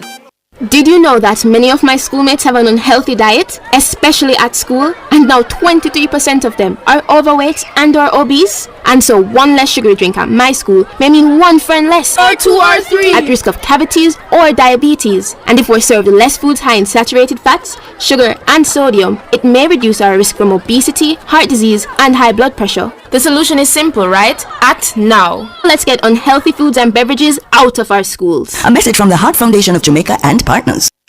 We can light up your world with the rays of the sun, putting pure energy in the palm of your hand. For over 20 years, Fosrich has been putting a world of energy in your hands. Now we bring you big savings with our line of solar energy products and LED lighting. Financing now available for all your home and commercial retrofit projects. Consult with our in-house staff or certified professional engineers for all your electrical needs. Fosrich Lifestyle. It's electric. Fosrich, your energy world.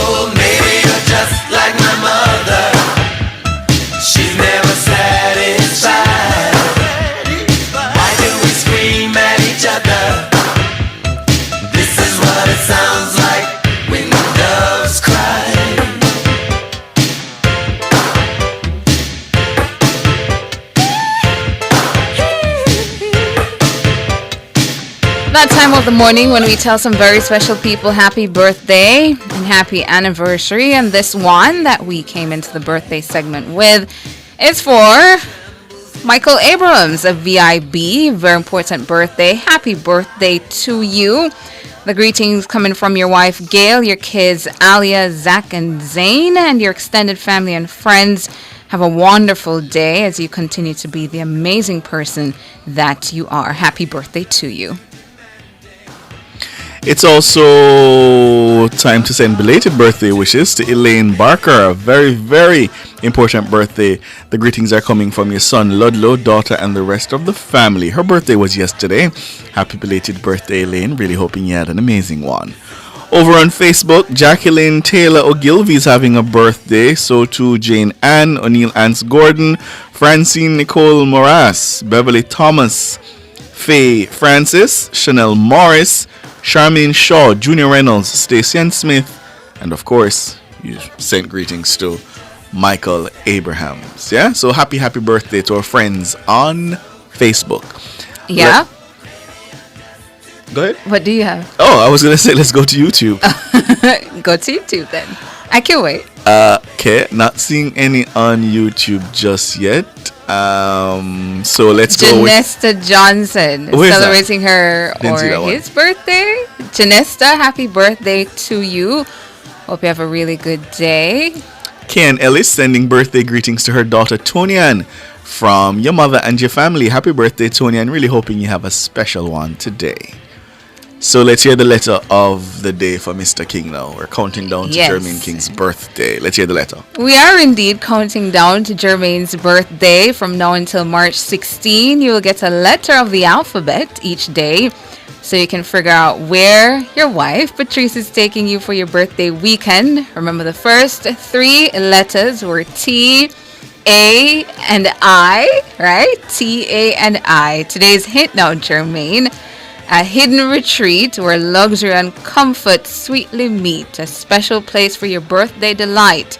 With W as a hint. Guess with all your might. So today's letter is W. So you'll continue to get those letters. You'll continue to get those letters, Jermaine, up to your birthday on March 16 to see where Patrice is taking you for your birthday weekend. Yeah. And he's here in my ears about Dubai. Well, no, it's not. Can't spell. He can't spell. It's not Dubai. Arlene Rowe is sending happy birthday blessings to her cousin Joan Rowe in Kingston. Happy birthday, Joan. Really hoping you have a good one. Yeah. Not seeing any more? You seeing any others? Not seeing any other. Yeah, so that seems to be about it for the birthdays. Happy birthday to you if you're celebrating your birthday today. If you're celebrating your anniversary, happy anniversary to you as well.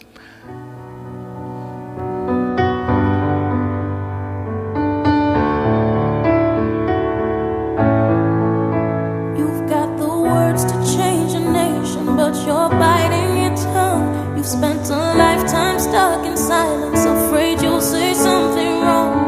If no one ever hears it, how we gonna learn your song? So come on, come on, come on, come on. You've got a heart as loud as lion, so why let your voice be tamed? Baby, we're a little different, there's no need to be ashamed. You've got the light to fight the shadow, so stop hiding it away. Come on, come on.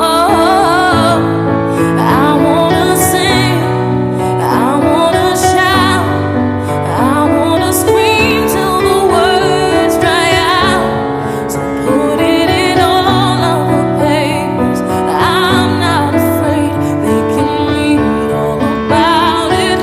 Sounds of Emily Sande. I love the album. Yeah.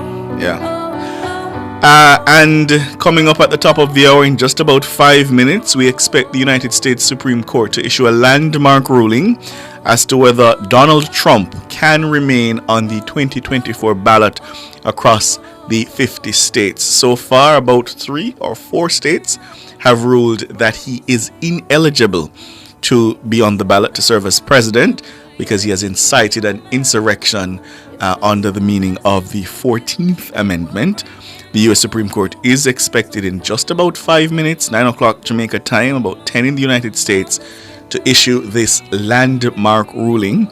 So we'll be watching that for you. And of course, the U.S. Supreme Court has also taken up the case to determine whether Mr. Trump enjoys absolute immunity. So a big term for the U.S. Supreme Court, and we're watching that as to whether Donald Trump will remain on the ballot. I expect that the ruling from the court will say that he is eligible to remain on the ballot. But let's see. They've surprised us before, so we'll see what happens. That's all the time we have this morning. Special thanks to our producer, Michelle McRae Smith, Jermaine King, the musical maestro, the technical operator. Special thanks to Cara. Good morning, Cara. How are you? Hope you're doing well. She's probably in her bed, you know. Morning, Cara. Good morning to you, KP. No, she's just on the evening shift for now. Special thanks to all who make this show possible, our contributors, our sponsors, and you, our valued listeners. We appreciate you so much.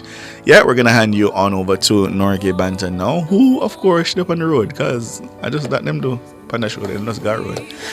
Yeah? Them just got road, yeah. We're bad mind. We're low-key bad mind. We're not going to lie to you, King. Yeah, we have road presence. We can't go road. We can't hold Mike out the door too. We can't do that. Yeah? Torrance dying. Yeah, so that's all the time we have. We're going to leave it there. I'm Ricardo Brooks. I'm Tana Thomas. Good morning.